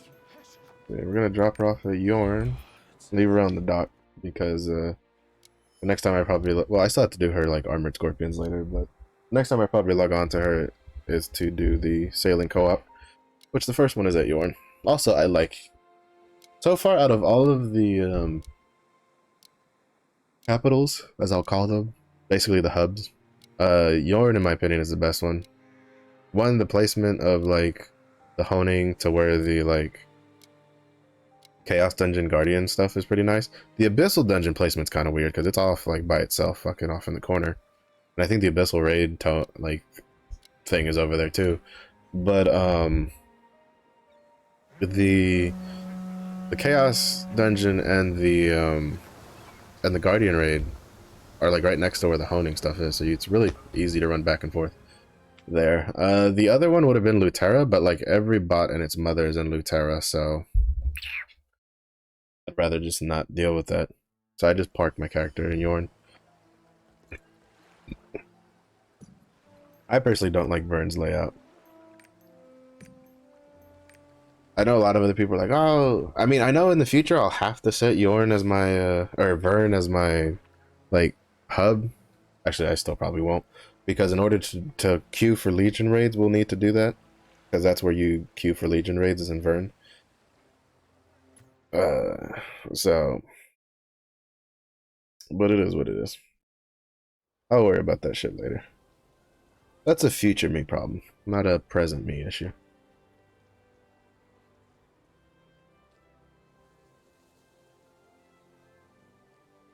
So we'll do the striker, we'll do his dailies. I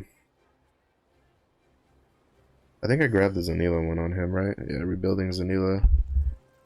Because he's got plenty of leap stones saved up to push for. Because he's 880 already. I should do my login real quick. Oh no, my brain's kind of dead today. The weather hasn't been very nice, so I don't get a lot of very good sleep. So we'll go to Yorn first, because I can't go to Rohendel from Lutera. But you can go to Rohendel from Yorn, and Yorn is next to Azure Wind.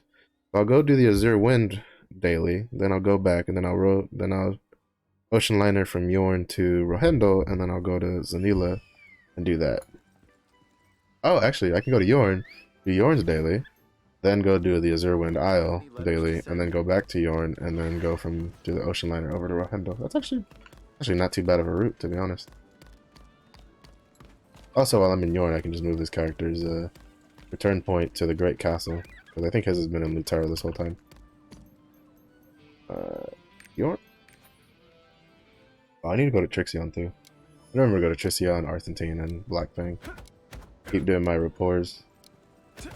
Even though I think I need to do the rapport quest that I picked up on my scrapper for King Thyrain. What virtue is that? Oh. It's technically 163 on... I think it's like 165 on my scrapper because of the costume she has on. The skins. I wish skin bonuses were like roster bound. Like just take like the highest virtue bonus and just apply that to all your characters. Because like for instance, there's certain like quests that I can accept on my scrapper that I cannot accept on my striker because you need 160 or higher charisma, and my scrapper has 165, or like 160 plus. I don't know what she's at exactly, but my striker does not, and that's because I don't have any skins on my striker, and I don't plan on really putting any skins on him anytime soon. The only way he'll get a skin is if I somehow get the pants for the Edge of the Maze set to drop from Chaos Dungeons, but I've only gotten 2 chests to drop, and it's been a long time since the last one dropped, so it'll be a little bit. It will be a little bit. So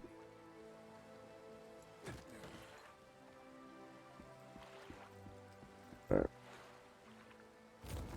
I'm also kind of annoyed that, like, I mean, I'll say it's Lost Ark because I have had issues with Lost Ark, but I also think my ISP is part of the problem. The internet was working perfectly fine until this, like, probably around the time they patched. I guess my ISP just doesn't like me playing Lost Ark. I'll probably do like a I might do like a power cycle reset to maybe see if that kind of like smooths it out. Because before it was just like when my ISP didn't want me doing something, it would just like outright disconnect me. So now that it only gives me like a couple hiccups here and there, that's nicer. But I'll see. So let's say this quality control, blah blah blah. Finish this. Is that any good? No, that's pretty bad. What is this? Is that?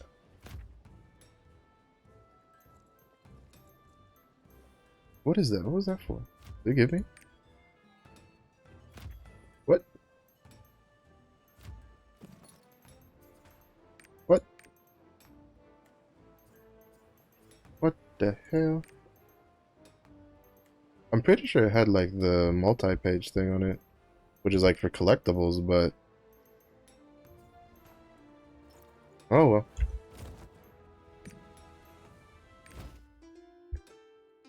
Whatever. We'll go to Zerwind. We only have 4 more days, I think, on a Zerwind Isle, and then I'm done with that Giant's Heart. And I can move on with my life.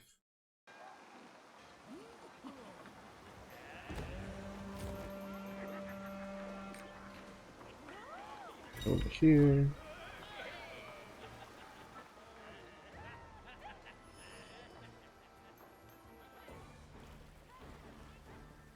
Hopefully Zerwind will go as smoothly today as it did last time I was there.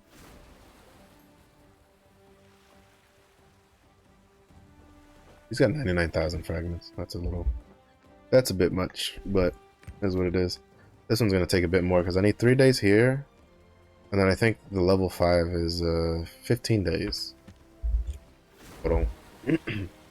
But when I finish that, I'll have another merchant for my stuff. Because that's currently what I'm working on. I'm working on the 3 Una daily tasks I'm doing that are new. I'm doing because they are for merchant unlocks on in your stronghold. And then I think I might do some Adventure Tome like off stream or something, or maybe on the weekend, or maybe I'll just do an Adventure Tome stream, like where I'm just going through and completing Adventure Tomes as much as I can,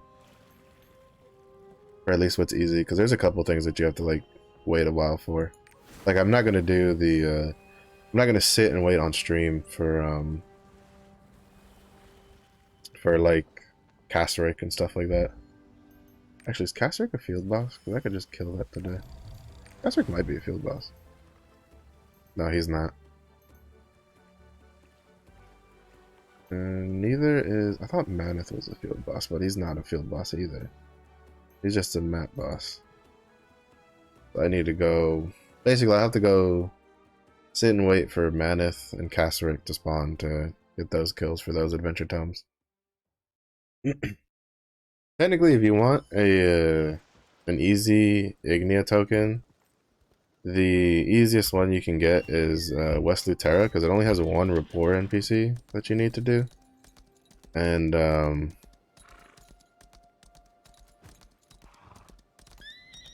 the rest of it's pretty easy from what I understand. I personally don't care too much. I'll get Ignia tokens when I get them. Probably when I get more like more rapport items. 'Cause I don't use any of my like rapport item chests. Kind of saving them up. So it's like I'm trying to see if I can get more of the like collection ones, or like the selector, rapport selector, the rapport selector ones, because those give because like I'm not touching Nia until I can like do her skip, which I think requires it's either 4 I think it's like 4 relics, like 4 relic level rapport items, or it's like 15 legendaries. But it has to be like one specific, because in case you don't know, Nia has a skip you can do with her rapport for the Omnium Star. So so that way you can get a free Omnium Star without getting like virtue locked. But if you fuck it up, you'll get locked, and then you'll have to like wait. So it's kind of like you kind of got to be very exact with it.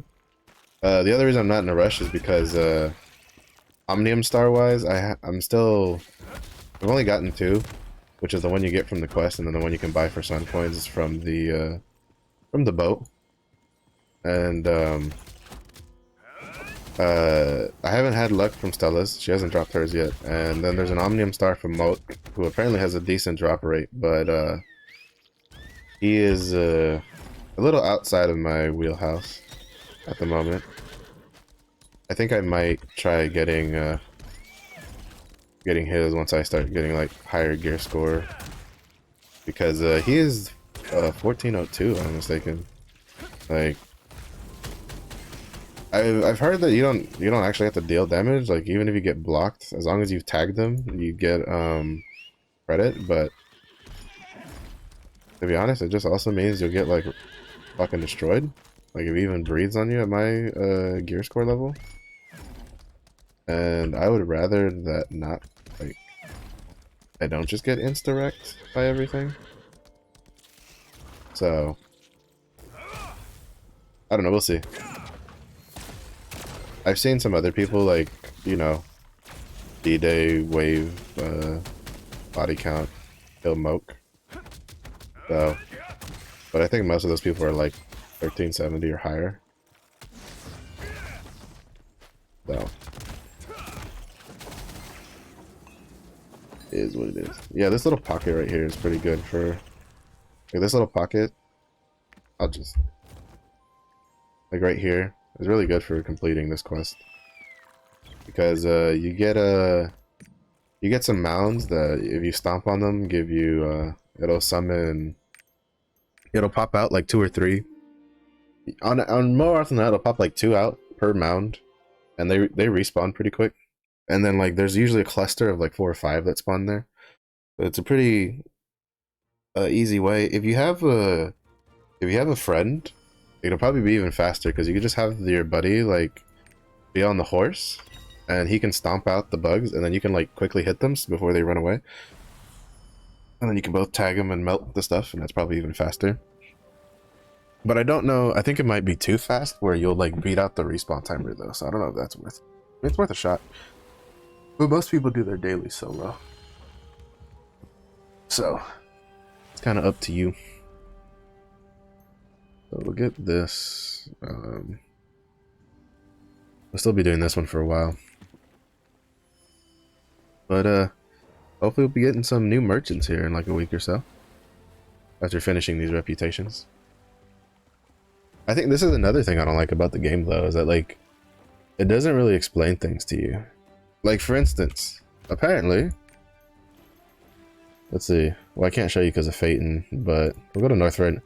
This gives you, I mean, this one's a bit more obvious because it's Vern Royal Merchants Guild invitation. So this gives you a vendor when you unlock it. This is supposed to give you a vendor. This is supposed to give you a vendor. This is supposed to give you a vendor. And then there's one in Phaeton that gives you, it's supposed to give you a vendor, and it's supposed to give you a skill potion. And it's one of the another stories. Like, it's too much shit that the game doesn't really do a good job. It doesn't even give you a hint, because I don't think the codex tracks like merchants. And like on the skill potions, yes, it will tell you, like, I think it tells you like Phaeton's adventure tome for the codex. Let me see. Let's look at the skill potion one. Oh, no, that's the first one. Right. Skills. So you see I have 2, so that's 12 there. Omnium Star, that's the second one. I got the first one. And then this is Adventure Tome's Punica. I have to start working on Punica's Adventure Tome. And then Ignia tokens, and then Omnium Stars. This one is at, I think at like 5 is when you get this one. No, actually I think this is for getting all of them. This is when you get this one. Ignia tokens, I think this is for getting like 3. And then Adventure Tome Punica. This one's pretty easy to do. This is the Island Souls. So you get 20 Island Souls, you get one. And this one you get for 2 Omnium Stars, which again is really easy to do. You just need to unlock Omnium Stars and then buy the one from the merchant ship in Punica. Let's see. Yeah, Kalaja, the last melody of a Requiem. It tells you it's a quest, but it doesn't tell you like what the hell you have to do to get that quest, because the game doesn't tell you. But this you get from the 70% quest item in Phaeton. Let's see. This one's Giant's Hearts, Giant's Hearts. Hour of Fate, I need to do that for those skill potions. And I think I have all the other ones. I have a majority of the skill potions. I'm only missing 1, 2, 3, 4, 5, 6, 7, 8. I'm only missing 8 skill potions. I have all the rest. But it doesn't really tell you a very good job of that stuff. Let's see, Stronghold. Does it tell you merchants? No.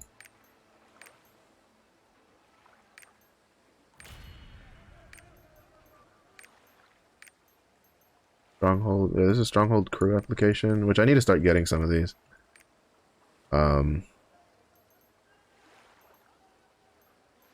yeah, I don't think it tracks like the merchants and how to unlock them. Oh, there was one from mounts. I didn't know that. I know these two are from Ignia tokens. This is from the Arthentine Adventure Tome. This is from Island Souls. This is from Shangra Ancient Jar. Adventure Tome, Adventure Tome. Nothing inconvenience. That's Ignia tokens. Giant's Hearts collectible transformation. Sea bounties. World Tree Leaves, World Tree Leaves, World Tree Leaves. And Makoko Seeds and Makoko Seeds. But aside from that, it doesn't really do it. Like, yeah, so like for instance, merchants, I mean, I guess maybe something in the game might lead you to it or something, but I don't think the game itself actually tells you about merchants. Like I had to, and even then I had to do a decent amount of outside research before I stumbled upon. Like I'd been trying to search about the merchants for a while because I'd heard that there was like side quests that you need to do to unlock them. And so I was trying to I had tried searching for a while, and it wasn't until recently that I saw a Reddit post that not only told you like that you can unlock merchants from doing side quests, but told you which side quests you do it from, and then it even told you like these ones are Una Daily's task, and this is how many days you have to do it for. This one's like Adventure Tome, and these are the percentages. So like, you know, I feel like that's kind of stuff. I mean, I guess that's kind of what builds community and stuff like that, but I'm pretty sure there's players that will probably go months without knowing that you can unlock extra merchants, or if they do it by accident. Because they're also not Una daily tasks that you would normally do. Like the only kind of people that would do it would be people that know about it, and then like completionists. Or, like people who want to like get all the reputations maxed out just because reputations exist. So, which most people don't play like that. The average person, they don't really care about completionism. The average person also doesn't care about looking into anything that the, you know, doesn't tell them up front.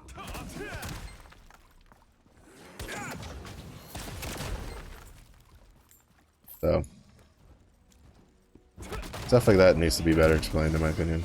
But again, that's also what builds a community, or that's what gives people like me a chance to like talk with people, to introduce to them these kinds of things. 'Cause I'm someone who likes researching the stuff like the games I play. This is going pretty quick today. As soon as I say that, they start giving me one shard fragment.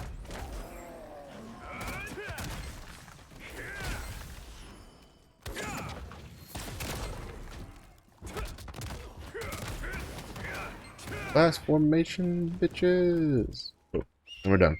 Actually, I think that's the fastest I've ever completed this, I'm like pretty sure that's the fastest I've ever completed this quest. Usually it takes me a while.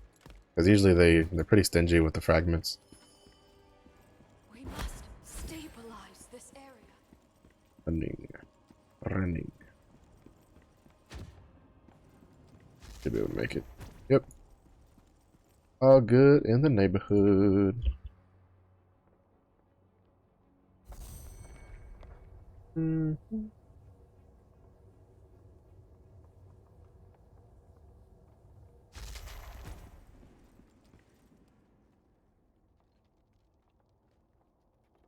Let's see.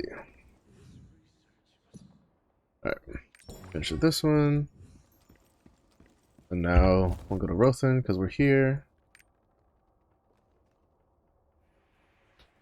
So we'll go do his one Calventus so we can get the bonus done, and then we'll toss those materials over to the Berserker. And then we'll probably just jump on the Berserker for the last like 30 minutes or so and like do some Phaeton questing. Try to see if we can get to Kalaja. And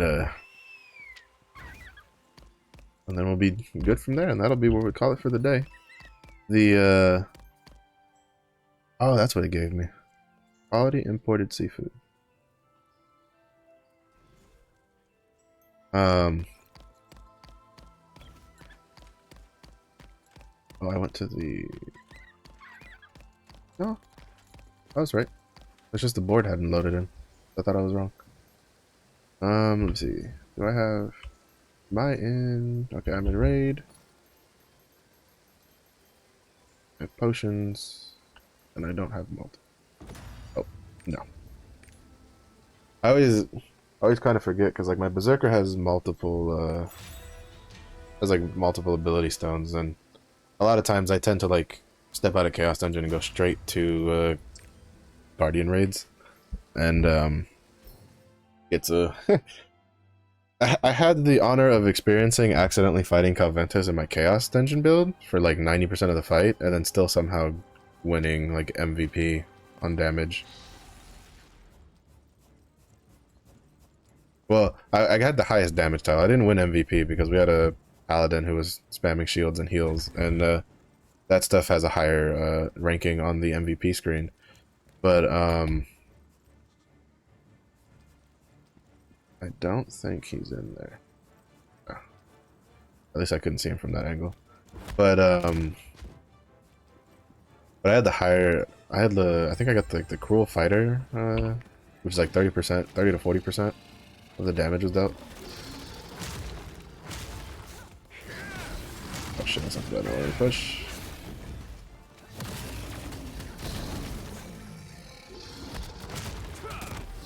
Well, that was a pretty interesting experience. I was like, I don't think I should have won that, but I'll take it. Ooh, I didn't even see the circle pop up.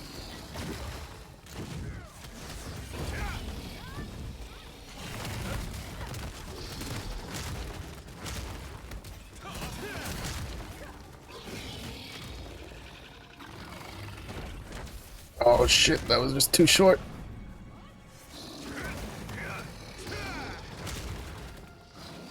Usually that gives me enough range to get in there, but I was just too short. That was a little awkward.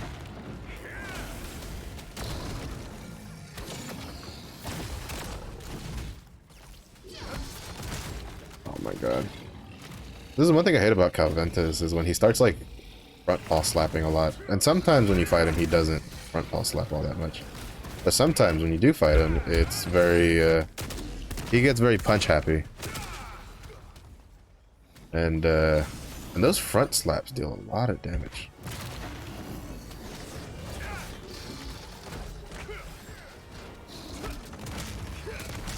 I wonder if this is one of those stand your ground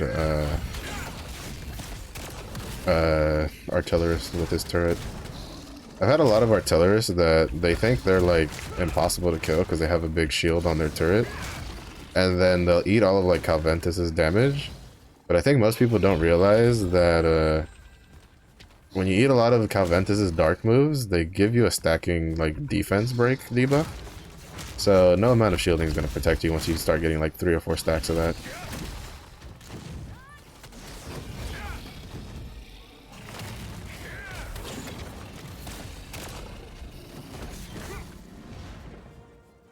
I also hate his back jumps. He jumps so far away. Like, he's worse than Legoros when he's jumping.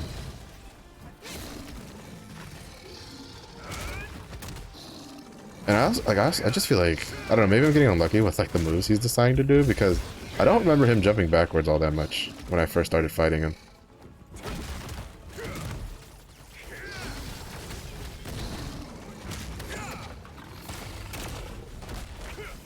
There we go. I didn't know that would hit because I feel like I was a little off angle there, but it worked out just fine.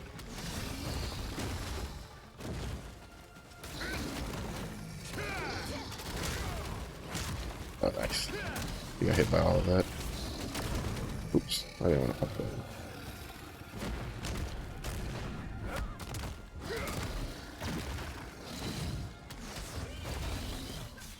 Gotta get just on the butt. Oh shit. I was trying to dodge that. Yeah, see, now I have a debuff. Like a defense down debuff. And that sucks, because Ventus hurts. Also, because, like, my dude's, like, on gear score for this, so... he's gonna eat pain anytime he gets hit. Which is gonna be a lot.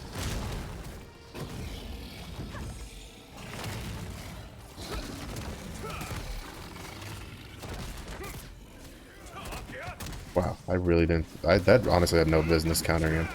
But I'll take it. Oh shit, I missed the kick part of it, which is the part that actually generates a lot of shit.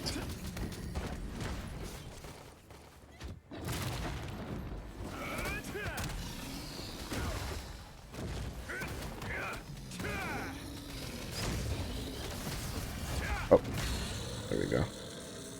This is the part that people usually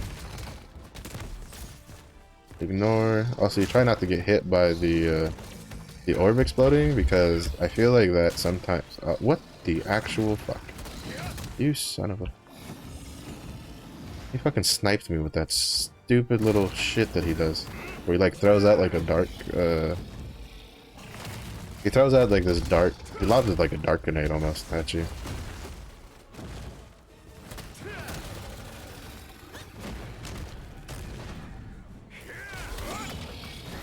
Oh my god. That's the other move I hate the most from him. Is the stupid whirlwind that he does.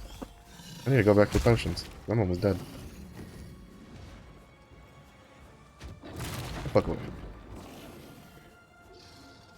I don't think he'll come and chase me up here.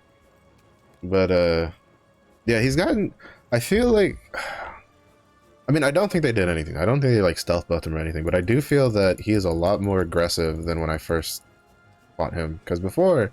I'd fight him and he was really, really easy, because, like, he would do moves, but he had really obvious safe spots. And then now, he does a lot less of the moves that have safe spots, so like his blasting moves, and I see him do a lot of the, like the front paw slaps, the jump back wind flaps, like all those types of moves. Those are the moves I see him do the most now, and it's like, bruh, like, could you fuck off? Well, it's also one of the reasons why, like, the other day I had a 1000 gear scored, like, sorceress, and I'm like, were you helping a friend out? Because, like, Lava Chromanium is, like, 100 times easier than this guy is. I have to wait for my Lightning Whisper to come back off cooldown.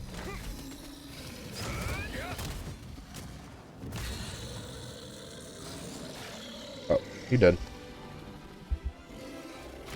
But there's a lot of stuff with like he jumps around a lot, especially for like a sorceress. I feel like Lava Chromanium, like he's a very stationary target, so it can be a little annoying until he break his shells, because you know, he drops the meteors, and since you tend to stand in place a lot. Oh wow, yeah, nice. It's you know, since you tend to stand in place a lot as a sorceress, you know, I could see that the meteors that he drops kind of being a pain in the ass to deal with, but you can also just take destruction bombs. I think sorceress has a decent amount of like weak point abilities, so I don't think it's that big of a problem. I don't know, it's just weird to me. I mean, I wasn't complaining though, because that they made my my Calventus run go faster. Pretty Garbo. Also Garbo. Also Garbogio. And these I don't think are any good. Crushing Fist. Oh, the Ambush Master one I think I was going to keep to play around with.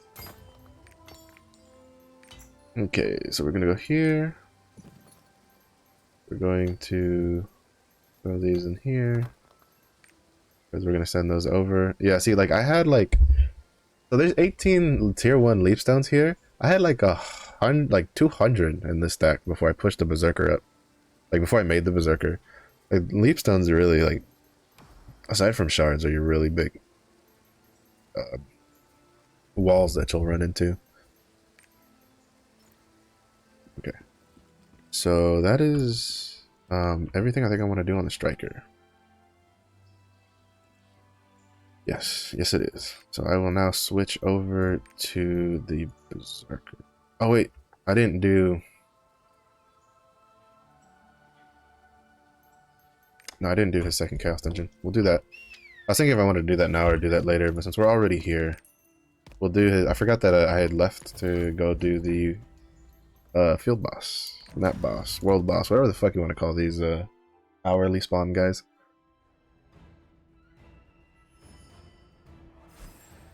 So we'll do this real quick. I need to get him a preemptive strikes down. Preemptive strike really speeds up your clearing for infinite chaos, well, for chaos dungeons, because it gives you guaranteed crit, and then I think it's like 50% crit damage when you hit an opponent with that's at like full health. So that's kind of... If you've never experienced what guaranteed crit plus 50% crit damage feels like, you're missing out. You are missing out, as it is fantastic. I am pretty sure I just saw like a 9 quality, whatchamacallit, a 9 quality weapon just dropped for this character. Garbaggio. Garbaggio.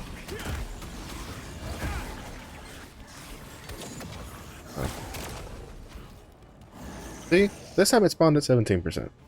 Last time it spawned at like 18%. Fucking Portal's more bipolar than I am. Doesn't know what the hell it wants to do. And over here. And over here. Run back this way. Hit him with the psych, baby. Boop.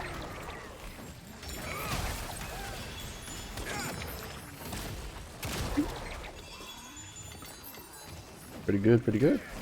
That was a good little outplay right there on the elite packs.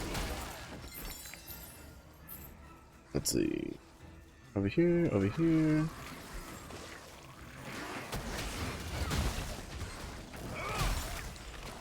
Holy shit. That generated almost like an orb and a half. Because I hit like everything in its mother. Oh, he didn't die from that. We can fix that. We can fix that.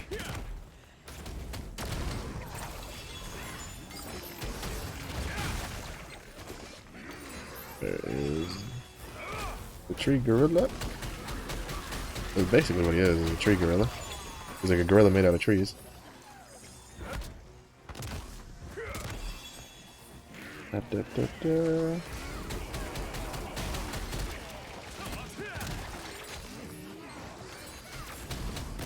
The other reason I wish that I had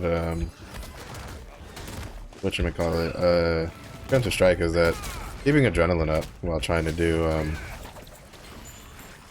my stuff is a little hard. Ooh, gold room. To be honest, I kind of wish I'd gotten this. You know, this was a Berserker's run, but I mean, my Berserker and my Striker both got gold rooms yesterday, so maybe the Berserker, maybe he'll get a boss room this time. There's a lot of destruction stones. I think those are unbound. Yep. The Berserker's gonna eat good tonight.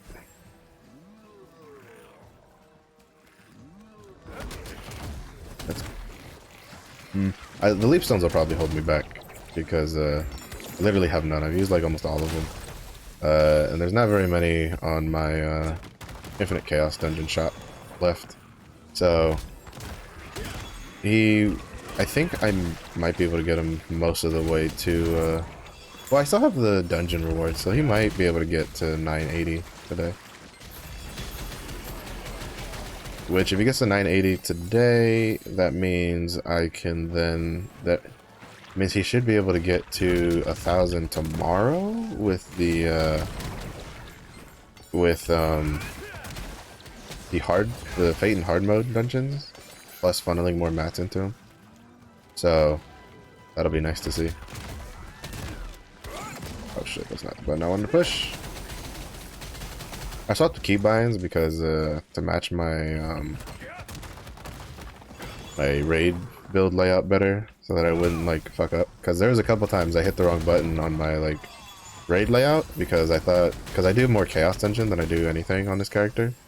So I guess I could have just changed the buttons on my on like the raid hot bar instead, but I changed this one and I'm too lazy to change it back. So we got what we got, and we're working with it.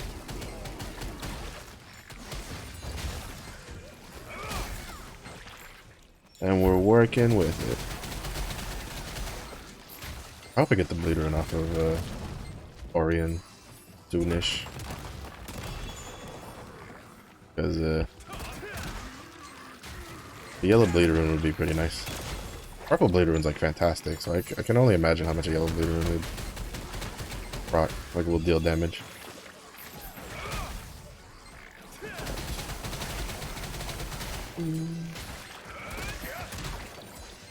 Also need to do more sea bounties, try to work my way towards that purple wealth rune. Even though I don't really need another one, it's just that it'll probably take me a while to get to whatchamacallit. To get the wealth rune from the Omnium stars. Okay. This is... I think I should be able to one-shot him with this. Yes. Yes, I did. I got a little bit of extra loot from that. Just a smidge. That's the only time I really start min-maxing, is when it's like, I got 1%, I can spawn an elite, kick him in the face. Problem solved. Alright. Are any of these any good? This is probably... no. No, and no, and no. All the rare stuff in there. Dismantled them bitches. Maybe get a little bit more. Actually, that's a decent chunk more, which is good because Guardian Stones are one of the things I'm really running low on the Berserker. I send all those over to the Berserker also. I think you might have a level 1 gem that I can like combine and turn those into level 3. I'll put that in there. Hold on to that. I wish these tickets were roster bound. I wish this was roster bound. Leapstones, I kind of don't really care. I mean, it would be nice if Leapstones were also roster bound, but not much we can do about that. Alright, we're gonna get on the Berserker. We're not gonna be able to do much because there's only a few minutes left in stream. We can squeeze in, you know, some last minute questing.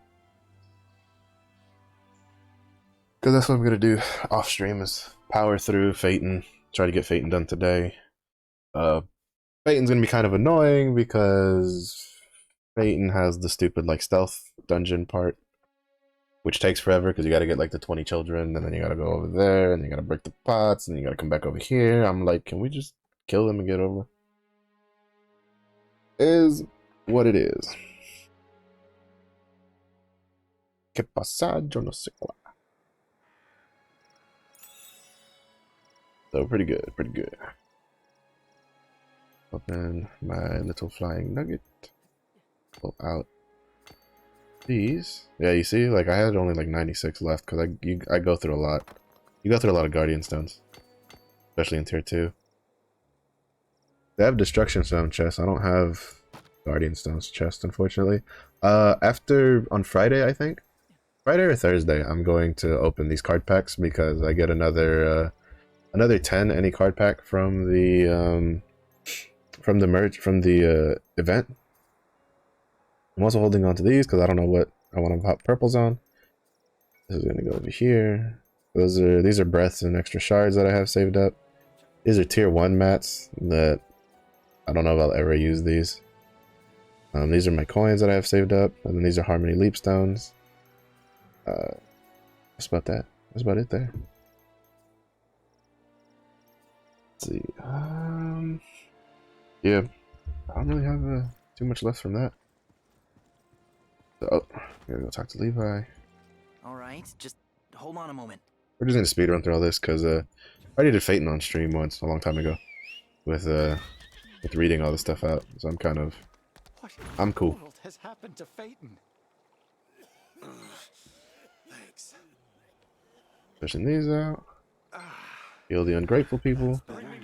Need treatment. You're the one with that Delane kid from earlier. Like I said, heal the ungrateful people. I should have killed them when I had the chance. All the ungrateful bitches. Bagged a little bit there.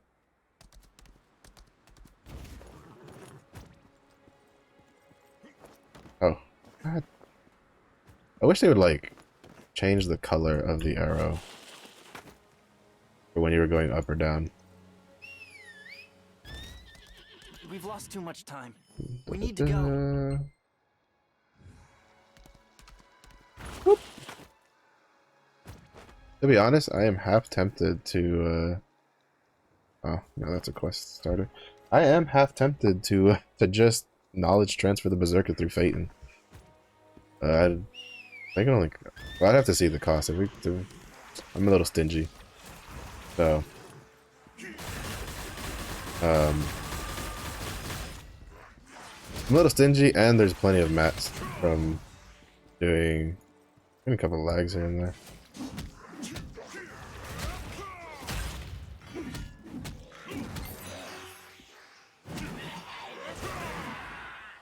But there's a lot of mats from Phaeton.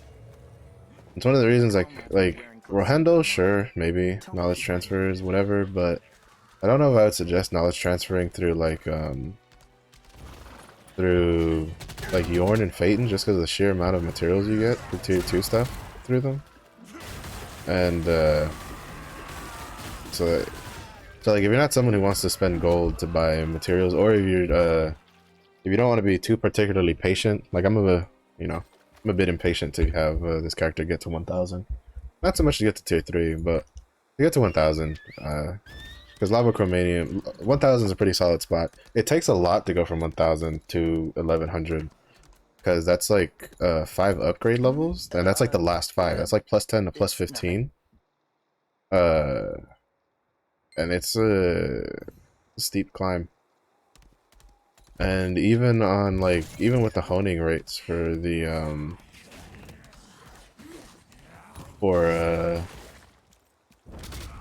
for like the stronghold unlocked, like that still takes a bit. Like I watched Saint do it the other day on his Berserker, and he had a lot of mats saved up, and he still ended up buying some from the auction house because he basically every failure, especially from like 13 to 15, takes so much resources. So you have so many leap stones, you have so many so much like guardian stones and stuff like that. For the weapon, I haven't had to under enhance my weapon yet. So, because like what people will do is if they have too much bad luck on their weapon, because the weapon takes a crap ton of destruction stones, they'll just like under enhance the weapon, and instead they'll over enhance one of their armor pieces instead. So that way, also see this effect, like to me it looks so much better than the like weird dark blue purple shit that Mayhem gets. But but I haven't had to do that yet, and I don't think it's really worth it. Because if I'm mistaken, I think the armor has to be plus, or like the weapon would have to be plus 15 to, well, actually it might be, because again, all you get from going from plus 15 from the previous tier, transferring it to the other tier, is 1 free level. And it's on a free level that's a guaranteed hone. So I don't think it's that big of a deal in comparison to, you know... Oh, shit. Hear this shit. Those guys fucking hurt. Where are all the demons at?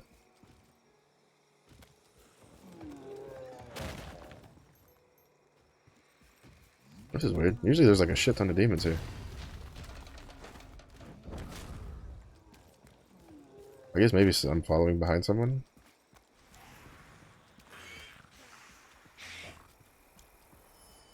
There's only like a few.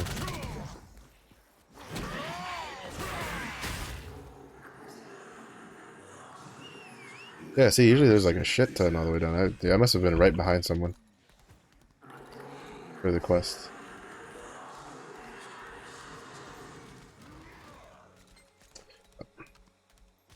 And this is probably where we'll call the stream, because time is up, and this is going to send me into a little mini dungeon.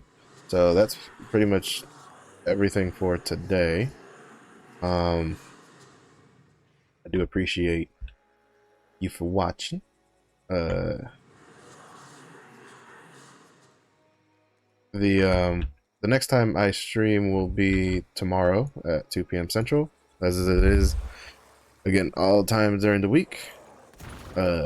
Rude. Very rude. And from Monday through Friday. Tomorrow we'll probably be back to the regular just grinding stuff out and doing stuff like that. Because we did the Kadan stuff.